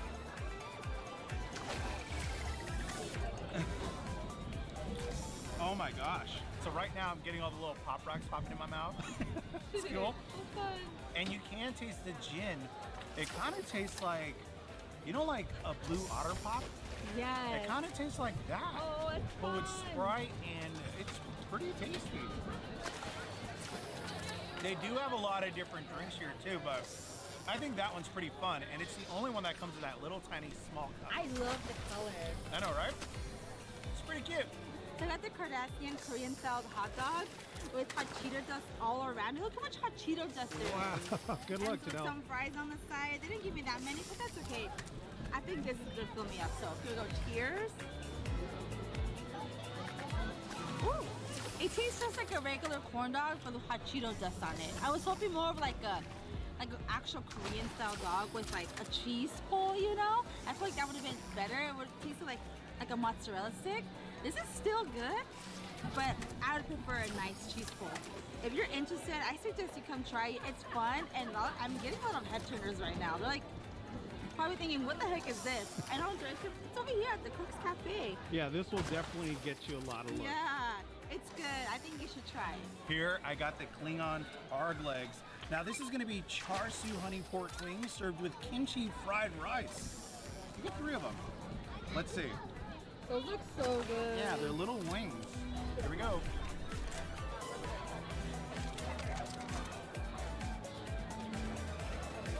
That's what's up. Look at that. Mmm. Whoa. This pork has a very nice sweet glaze on the outside, and on the inside is juicy and tender, fall off the bone, and it's a little fatty. This is actually delicious. I would get this again. I just wish it came with more than just 3, because it's pretty tasty. Let's try the kimchi. Ooh, that Here we looks go. good. Yeah. Mmm. The kimchi rice is a little bland. It doesn't have as good of the flavor as the pork. I got used to the feeling of rejection because my writing just wasn't up to par. Then I found Grammarly, an AI writing partner that helps professionals craft more impactful writing and save time. From polishing my writing to personalized suggestions, I became twice the writer I once was. Using Grammarly's rewrite function, I can have it rephrase my original writing into something even more engaging. What's more, using Ideate, Grammarly can help me brainstorm even more ideas to make my writing that much more memorable. It was like having an expert writing coach over my shoulder helping me write everything better and, best of all, faster. Just like that, clients started responding and I began landing all the jobs that I knew I could. Want to leave your mark on every client? Give Grammarly a try. With human grade taxidermy, family really is forever. Having a truck as versatile as Slate has been just instrumental in our success. I can take an SUV to a pickup and then I can switch back. Or, you know, when we got canceled online for some ill-advised branding, we needed a full body rewrap, and we were able to do that same day. I don't know how to turn comments off. It just keeps going. And I shouldn't have tagged our location. I just misjudged what I was doing. Pork does, but that pork is tasty. The rice, unfortunately, yeah, it's very bland. It doesn't have much of any type of taste. I think if I get this again, I mean, you could only get it with rice, so I don't know. I probably have to skip it because even though this is good, you're not going to get filled off with just the wings. You need to have rice, and if the rice ain't great, then that's kind of a skip for me. But Janelle's corn dog, Babe, that was It good. was so good. I know, We're gonna right? share it. That was great. The more I'm getting to my corn dog, there's some cheese in there. Look! I was caught by surprise. I was like, whoa, there's cheese in here. So it's not just the And hot not dog. just the hot it's dog. So I cheese. take it back. You should definitely get this. No cheeseful, but the cheese kind of tastes like mac and cheese. It's good. I like it. Everyone seems to be mixing in right now. People are leaving, and you're going to have the FanFest people coming in. It's about 5:30 now, so this event is technically starting. You see right here, 5:30 p.m. That's I thought you were looking at FanFest. your watch. I'm like, babe, you don't have a watch. But I do it sometimes too. I'm like, what time is it? And I Dang. realize I don't have a watch. She's calling me out. So right next to Kung Fu Panda, they're going to have a one-piece photo op right here. And I'm not sure if any of the characters are going to not take pictures with you, or you just come and take a picture here. I don't know. This is so cool though. This is photo ops, like a movie set. I know we're getting very close to Fast and the Furious being here at Universal Studios, but just seeing a whole new building there is just so weird. I remember before it used to be the, I think it was the Pets Spectacular, like a stunt show, and that was my Also favorite. it was the animal actor show thing. That's what it which was. One of my Animal favorites. actors. I said something else. I said Pet Spectacular. What am I What saying? is that? I like that name. I know, Cooler I'm just name. making things up.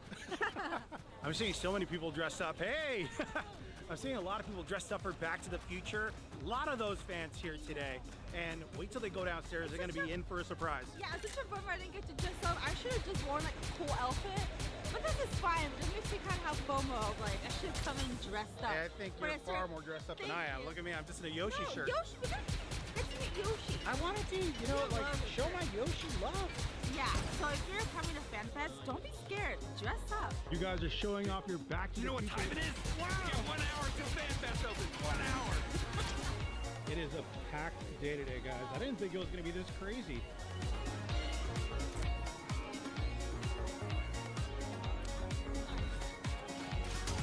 So we're going to do our first experience, the Star Trek Red Alert. Let's go inside. So this is kind of like Halloween Horror Nights, huh? Yeah, but with Comic-Con kind of sprinkled in. Yeah, so it's like instead of being like a spooky maze, it's more like a experience. Yes. Right? All right, we're indoors now. We're still waiting in this line. Here at the Fleet Museum, we offer daily tours of some of the most celebrated Starfleet vessels to have ever ventured among the stars. We're going to be beamed up to the 1701D, which is my favorite ship from The Next Generation.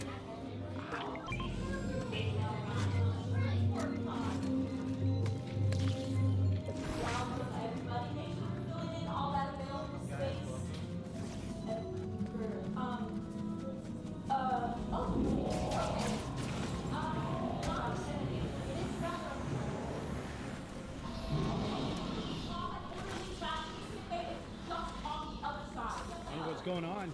I don't know. Under Did you attack. See that? Anomaly present on decks 12 through 15, 16, 17. Oh, that's so Attention all decks. Yellow alert. great. Now it's messing with my comms. Everyone, I'm very sorry about the tour, but looks like we're gonna have to put a pause on that because we are dealing with something else. We have to evacuate, which we definitely won't. Everyone, they're just right through these doors right here. Go through those corridors. That'll take you to engineering. Stay with your groups for safety and be careful. Careful, Janelle. Careful. Looks like we're in some sort of danger. She almost tripped. That's the danger part. Doesn't matter. They're here now. Whatever it is, it's spreading to nearly every system on the ship. Can you find a way to slow it down? That's what I'm trying to do. This thing keeps locking me out of systems override. But we need to reverse the polarity of them. The warp core. Destabilizing. We're losing magnetic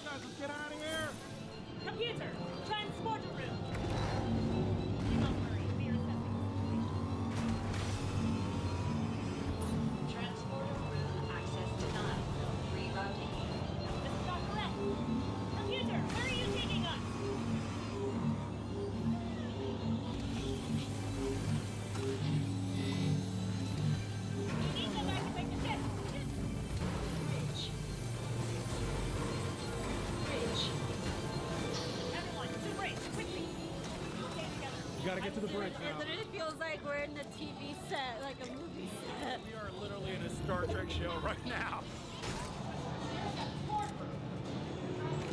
Okay, everyone, get clear of the purple lift doors. Is everyone okay? Alright, let's stay where you are. We're going to get through this together. Here on the freaking bridge.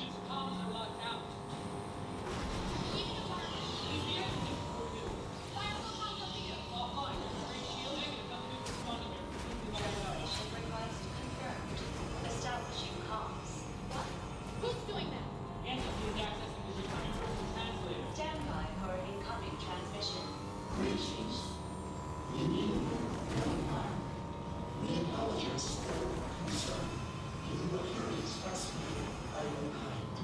Computer, scan and identify the entity. There is currently no entry for this life form in the Federation database. Wait, what?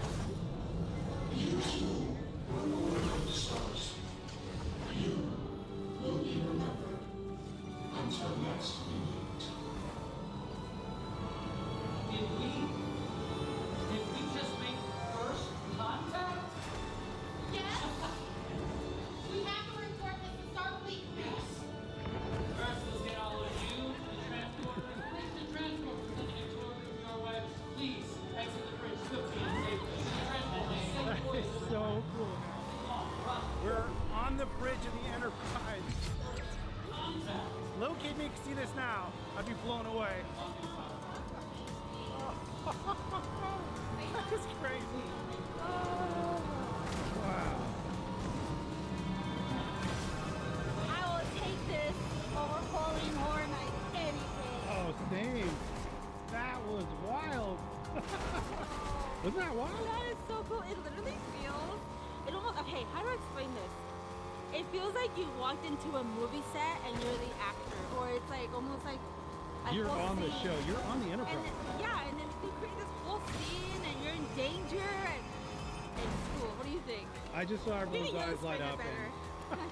I don't know. I just thought it was so cool. We all came out through here, but I was really amazed. Yeah. Very, very interesting. Yeah, what's next? I don't know. We got to explore.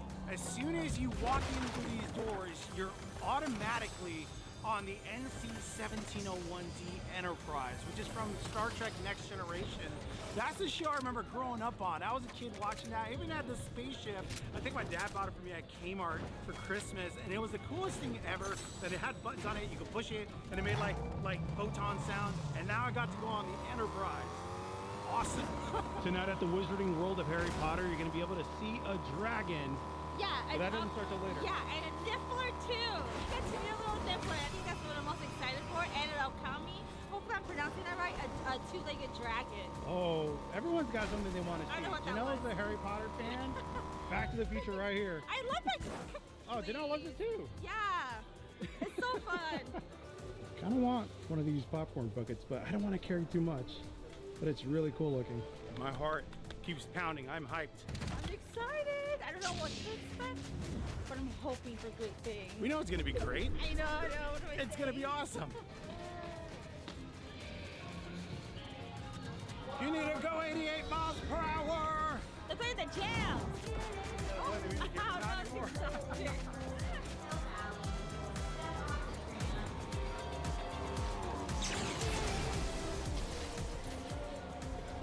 As we went down to the lower lot, we looked at the lines, and they're pretty massive. The event, I was kind of confused. The event doesn't start at 5:30. The tickets that we bought were for 5:30, but the actual event starts at 7 o'clock. So we're trying to get on all these things before this event is officially open.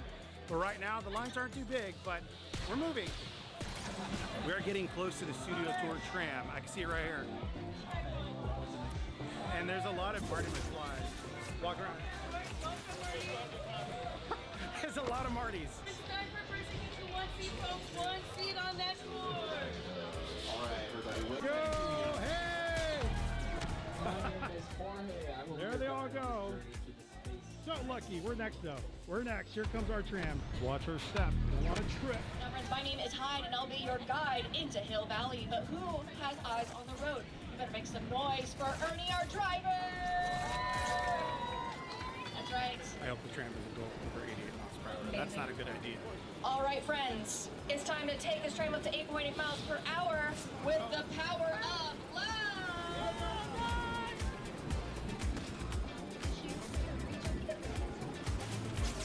Any paradoxes? Lastly, You should be arriving in Hill Valley momentarily. Observe, interact, and above all, don't cause a paradox. All right, time travelers, we've made it. Welcome to Hill Valley, circa November 1955. Now, obviously, you want to keep an eye on George McFly, but I've heard that there's a special man named Calvin who's also stirring things up here in Hill Valley for the Enchantment Under the Sea. We have made it to Hill Valley, 1955. The first thing you hear is Alan Silvestri's famous theme for Back to the Future, and we're going to walk through the Lion Estates, and soon we're going to be by the clock tower. Looks like they're building the estates right now. They are. To Hill Valley, California. Instead of saying cool, we got to say neato, or radical, or prodigious. But we can't use awesome, cool, because I don't think they're going to understand those terms. Or slay, or like fire, because then be like, there's an actual fire. Yeah, they're going to be like, what are you saying? Gil's freaking out right now, look. We're on the set. Look at this. This is so cool. Never in a million years would I have ever thought I'd be here. You're here. I'm in Hill Valley. Like literally, everything is dressed up like Hill Valley. They're like, you're on the film.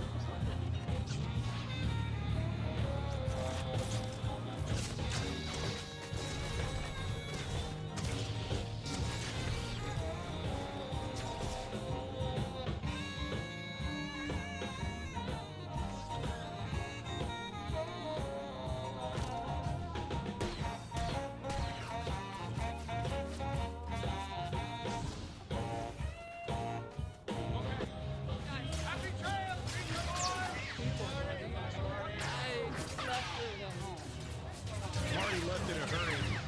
That's Biff's car.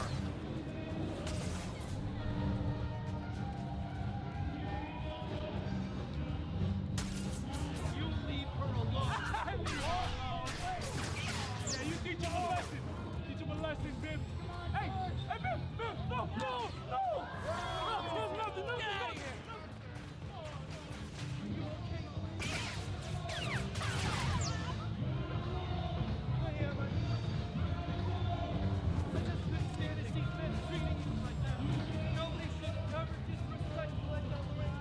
There's nothing.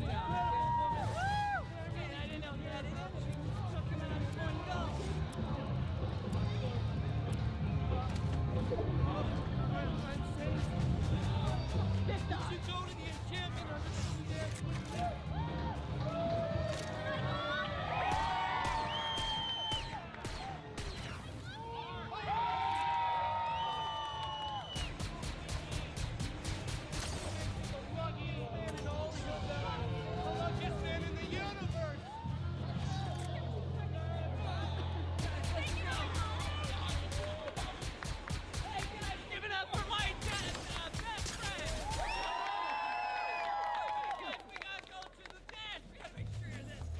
I lost Miguel and I finally found him. And I'm trying to tell him that I met Doc and I took a photo with him.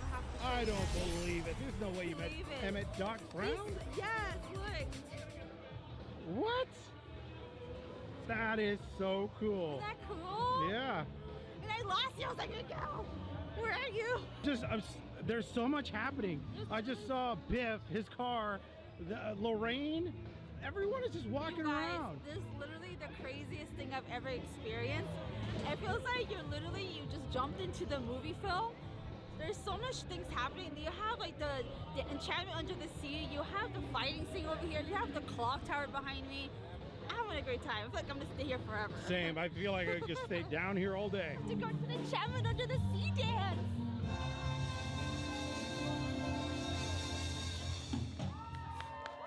Thank you. Hey guys, just try and keep up, okay? Everyone's running to the clock tower. I know, guys. This is so much fun.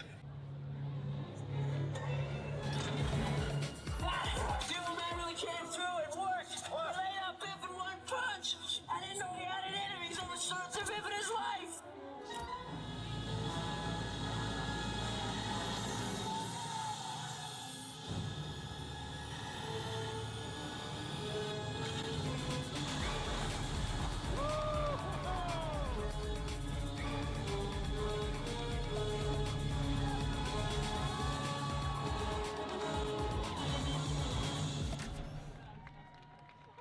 This is just something that honestly is just blowing my mind. Like I said, never seen that before or anything like that. Marty's made it back to 1985. He's back to the future. Oh, yes, the enchantment under the sea dance is happening tonight. Does everyone know about it? Oh, nasty bit. You want to go to the dance as best you can guys do, right? It's not you. God, you have no idea what you got. What, T-Bone? Oh, he's got a face with a mother in love. That's why he's hanging out with me. There's Dave. What? I have to get in the DeLorean. I have to take a picture in the DeLorean. Is Einstein in there? Oh, a little Einstein? I didn't even check. Yeah. Oh, I saw little Einstein was there somewhere. I have to do it now. Now it has to be done. Just a little bit. Just kind of more like that, in the middle. And then you gotta walk and huff and puff. Okay. Huff and puff. There you go. You gotta intimidate them. There you Yeah, go. Biff. One of those football players. Yeah. You know, you gotta work out. So. You guys can take a picture with the DeLorean and Einstein. I think the line though is like an hour, so we're probably gonna skip it. He looks so cute. If you're a fan of Back to the Future, you cannot miss this. You have to come down to the lower lot and go to Hill Valley. You will not be disappointed.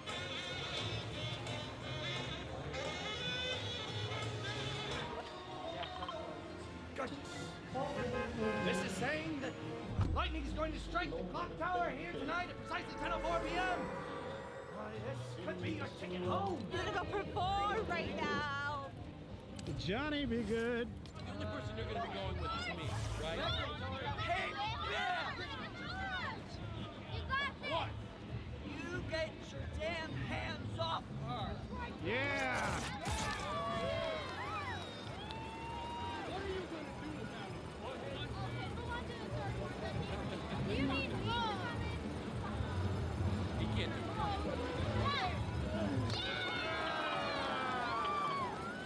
Am I going to see you guys at the dance? Guys, they got to kick the dance.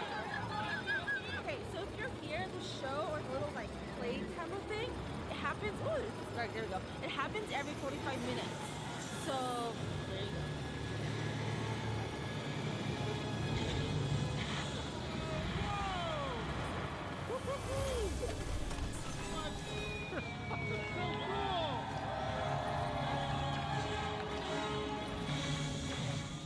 This was fun, but it's time to get back on the tram and head back to the future. The year 2025. I know, I want to go back to 1955.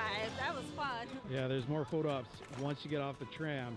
That's a cool one. So now we're upstairs and we're in Hogwarts now, and guess what? Yes, they're gonna have a fireworks show called Hogwarts Always. Oh my goodness. That means the night sky is gonna light up soon, and I could already see. They're Yes. getting us prepared already. I know, and after this, I really want to meet that dragon and the little Niffler. So hopefully we get to do that today too.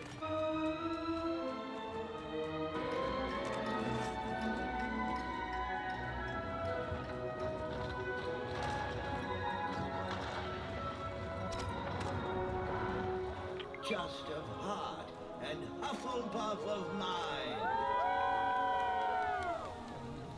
Is it power you seek by any means? A Slytherin you are, so it seems. For the brave at heart, the courageous few, the House of Gryffindor welcomes each and every one of you. House is sorted, the year ready to begin. Your triumphs will be rewarded. Defiance will do you in. A house cup to the champions. Who of you shall win? By determination, this year's House Cup winner is Gryffindor.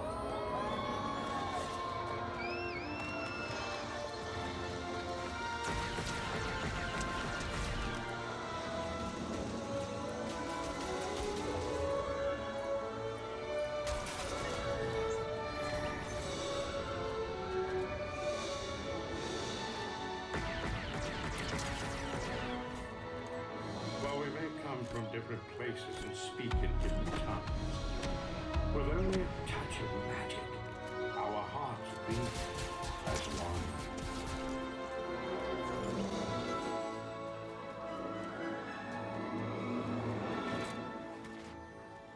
Hogwarts opens.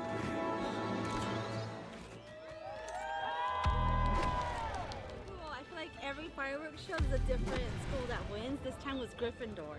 They won. Yeah, Miguel is a Gryffindor, so you won. Aw. Oh, I think he likes you. I know, I can't be mad at him. He's so cute, but he's made a right mess of my postal card. I know. Please don't tell my boss about this. Stay where you are. And, okay, I'm just gonna come over here. I can see you've got something there. Yeah. Yes, these! These do not belong to you. No. Look, see, he's a naughty little nipple. No, these aren't yours. No, I'm gonna take these back. Yes, these are for me. Thank you. These do not belong to you. See, I don't even know what he's saying. What does this mean? I like the little niffler. He's so adorable now. He does like shiny things. So if you have a bunch of shiny things like rings or keys or like bracelets, watch out because it looks like he almost stole some necklaces that don't belong to him. Look at this. What is happening? There's a lot of food and it looks like a lot of it is selling out, especially the One Piece type of food. We gotta hurry. We gotta hurry. All right, we're gonna get some food here at Sanji's Galley.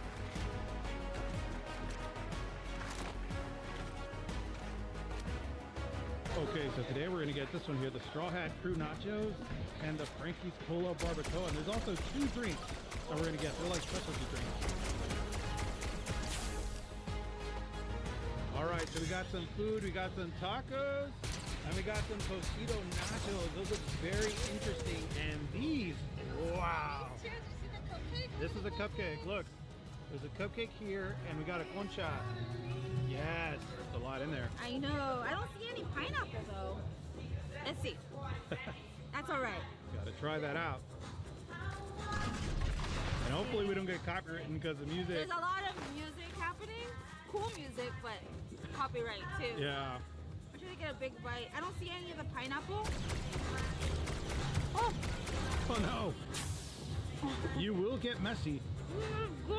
Come on. Damn, that does look good. You can share these. Mm-hmm. I like the texture of the chicken. It's really nice. It's a little spicy. 1 to 10 be spicy. Maybe like a good 3. Really? It's You more got for spice out of it? Yeah, it's for flavor though.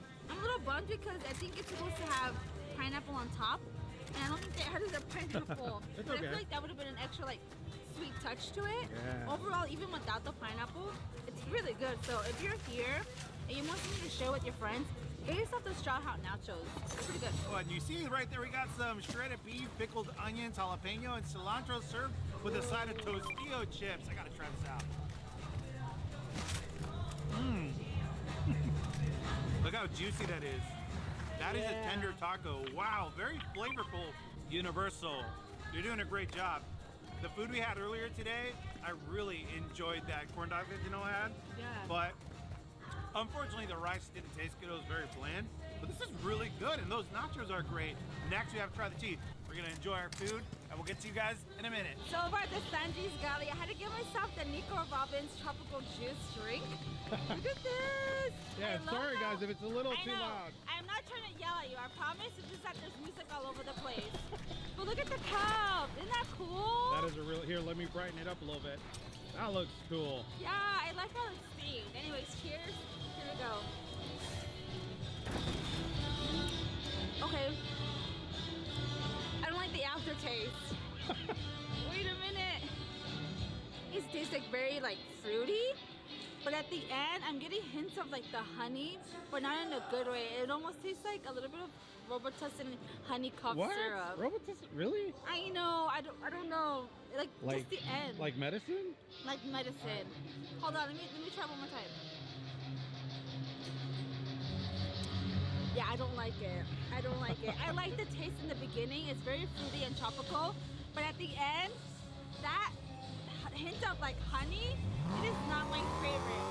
Miguel has another drink, and I think that one might be a little bit better. Okay, so right here I got Nami's Tangerine Freeze. If I'm saying that wrong, let me know, guys. Here we go. That's freaking good. It kind of tastes like a San Pellegrino, like a tangerine one, but a little bit more nectarine. I like this one. Sucks you got a bad one. I know. You gotta try this. This is really good. I have to try it. Guys, there's so much noise happening. There's like a party happening over here with a band, and then you stand here and you're hearing Star Trek: The Next Generation. I'm like, there's so much sound. It's coming from front, from behind, it's going everywhere. You guys hear the Star Trek theme? So much music! So much music! Yeah, we got Star Trek over here. A concert over on this side. It's like little pieces of tangerine. Yeah. Or mandarins. You gotta try it. I like yours a lot. It's good, huh? Yeah, it really tastes like a freshly squeezed tangerine, Yeah. mandarin, oranges, all of those. You guys are gonna try one. Get Yeah, this one. skip the one I got. Get the orange freeze one. That one's good. Okay, so I got the Devil's Fruit Cake, and it has like a pineapple ginger filling inside. Now they did have a little thing on, little stem on there, but it fell, and that's okay. But look at all that. Whoa, you see that? Yeah. Inside, I had to make sure that there was filling in there. Give it a try. Cheers. Oh.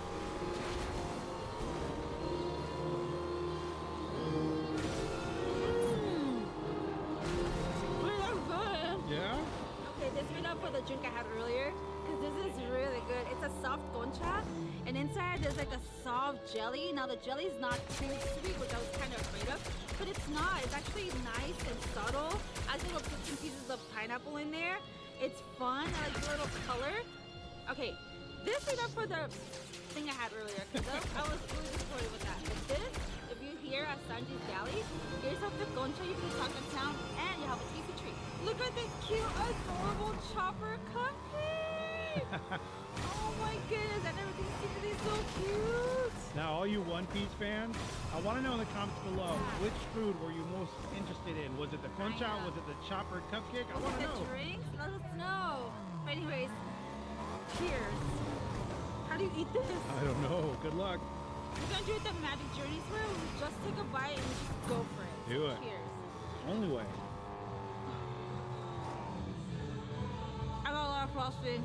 I got some of the, it's all pure frosting. Oh no, that's so much frosting. Me jumping around like crazy. Okay, it's just a vanilla cupcake with tons and tons of frosting. Now, I'm not a frosting lover, and you might not like this because this is just a ton of frosting, a little bit of cupcake. But honestly, I think you just get it for the photos. It's very unique looking. It's so unique looking, but dang, that's This a is the really song right here. I didn't want to interrupt you, but I can't resist. We have some good jams. But if you just want it there for the photos, I suggest you get your cupcake. It's really sweet. There's nothing really special about it, just a vanilla cupcake. But I think what makes it special is that you can take cool photos with it. And then, by the way, this little guy is popular. It sold out like 3 times today. Whoa. Remember? Yeah. And we got there just in time when they restocked it. So if you're here, I feel like this is something you should definitely get. Get your photos, then eat it, then keep jumping around a little bit. I don't know what this is. Must be funded. It's a cookie. Oh, it's a cookie? What about the thing up front? Right here. What is that? What about up front? That's probably fondant. Let's see though. All that frosting, man. Oh, it's probably candy. Don't make your teeth. Is it okay? Yeah, you're fine. Careful. Yeah. Don't do what I just did. I don't know if I picked the tooth or not, but yeah, get this little treat. Here at FanFest nights, you guys can play this game where you collect the medallions. You just have to scan this, and you're collecting all the medallions. I found out what it is. So discover unique collectible medallions using our interactive map as your guide. can scan your exclusive fun card throughout the park to collect the medallion. Whoa! Collect them all to unlock a special mystery medallion. Well, we find some more. We got to keep scanning them. Yeah. There they are. You get to scan them and collect them. That's fun. Yeah. I heard the dragons walking around. So I'm gonna try to catch him because I didn't catch him last time. So come. As we head back into Hogsmeade, we are on the quest to find this dragon Snow really wants to see. Also at Hogwarts, they do have the meat pies. We can't just leave without trying them, so we're gonna get one. I can trust you all, yeah? Yes. All right, please. Follow me this way, please. We're trustworthy. All right, we're gonna go see a dragon. This guy's—he's taking a dragon. Yeah? Listen, do you have anything I could use to subdue this dragon here? He's been a bit wild today. Any spells? Anything? You seemed like a talented wizard. I figured you know something. I don't think of that. Just tell. Oh, I think he likes that. Good job. Very nice. You know your magical creatures well. We got ourselves some meat pie here at Hogwarts, and it's gonna have some beef, some celery. It also has carrots, onions, so there's a lot in there. And we're gonna open this guy up right now and see how it tastes. And it looks like it's in a nice little flaky crust. So let's open this up. Gotta be careful, I don't want it to explode on me. Whoa, look at that. Oh, and there's peas in there. Yoshi. Oh, here. I know, sometimes at night that camera won't focus. Well, the camera's having a hard time right now. Is it? Yeah, hold on. Look at that. There you go. Yeah, that looks pretty good, huh? So good. It's got a nice little flaky crust, and it's nice and warm. It just came out of that little heater. Let's try the meat pie here. That is actually very good. Wow. The potato is hot. The beef has got a nice, like, peppery flavor. I love the carrots. This is good, you know? And I like how flaky the outside is. Very similar to like an empanada. I would get this again. This is good. Meat pies, Hogwarts. Get one. So right now for the fireworks, that's the Quidditch match. And every day, I'm not sure it's every day, but during FanFest it's different. Right now it's Hufflepuff versus Gryffindor. I know Gryffindor won earlier, but I'm a Hufflepuff and I gotta support my team, so here we go, cheers. And this one has pineapple, pina colada filling inside. What? I know, I've never had the churros at Universal Studios Hollywood. This is my first time trying one of these here. So you just have pina colada inside the churro? This is that a filling, What? yeah. That's cool. I know, so cheers. I'm gonna stop yapping. Here.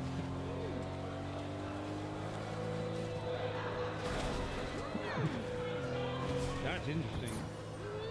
Pina colada filling in a Hufflepuff churro. They're a lot more thicker. Like, it's a little more dense. This churro is a lot more thicker than the ones over at Disney. It's like more dense. The churro is a little too thick. I don't think I like this one. Yeah, I need you to try it. I want you to tell me what you think. Well, let's give this a shot. They're a little stale too. Yeah. I don't think I'm a fan of it. They're not bad. Like, they have a nice flavor. I keep chewing on it because it is a little bit more stale. No, listen, I've had my fair share of churros. Yeah. For instance, the one at Knott's Berry Farm. No. They can never get the churros right. The churros, oh no. This one is okay. The flavor is good. I feel like if the churro was fresher, it would be great. Right. So the way it tastes, I'm just trying it the way it is. It's stale, and that knocks it down so many points. The churro should never be stale. That frosting is good. Now Yoshi has arrived over to Super Nintendo World, but unfortunately we just didn't have enough time to go see him. But I think what we're gonna do now is we're gonna go to Dungeons and Dragons. That's what See what that's all we're about. spending all our time downstairs at Back to the Future. It was so cool. I didn't want to leave. I know, but hopefully we can still see some like cool stuff from Nintendo World and see if we can hopefully catch Yoshi. I don't think so. I think he's gone, but I'm excited to go down there anyway. Let's be hopeful. Yeah. Going down the escalator to get to Super Nintendo World. Whoa. See that? There's Justin! Where you been all day? I didn't even see you in Florida. You were hiding from me the whole time. Never! We're friends! There's Justin's card from YouTube. Random Land. There we go. We're having a club down here. Yeah, they got like a club happening. Stage over there. Wow. Yeah, there's definitely something going down here, and it's music. Now you my clarity. She's frozen in the cube, guys. We're gonna have to thaw her out. Dungeons and Dragons, here we go. This is a walkthrough just like Star Trek. I don't know what to expect. Is this the soundstage, the one that, what's it called, Jurassic Park? No? I don't know if this is the Jurassic Park soundstage. I didn't see from outside. Maybe you're right. I think it's soundstage 12.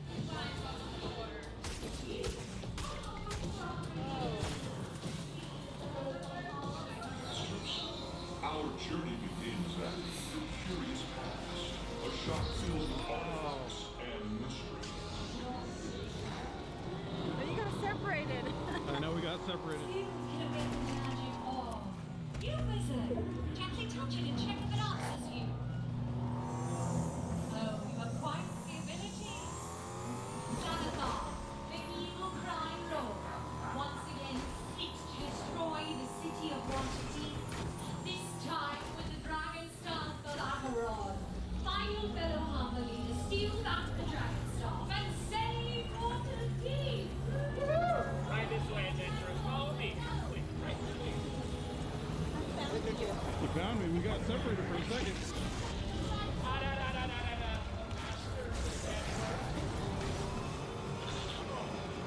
You're a terrible fish, Father. Now you insult me. Say mean things to me. Whoa, whoa, whoa, whoa, whoa, whoa, whoa. You're very powerful with that. What was that? Mortals, the Dragon Lord no longer protects your city.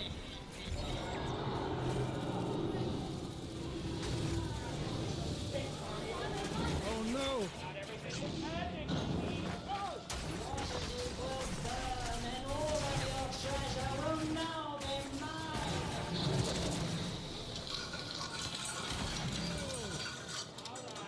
It's not a happy dragon. Come with me, adventurers. We're gonna split the party. We shouldn't, but it's a dragon. But dragons are only dangerous if you're deathly allergic to fire. I think we should be. I always have a better way. My cleric friends, can we get some dancing lights in here? Oh, you're quick with it. Yeah. Oh, look, beauty, life-saving trinkets. Grow up, Brock. 5-7. Wait, I think Xanathar's lair is nearby. I think you might be right. My fighters, are you detecting any dangerous creatures?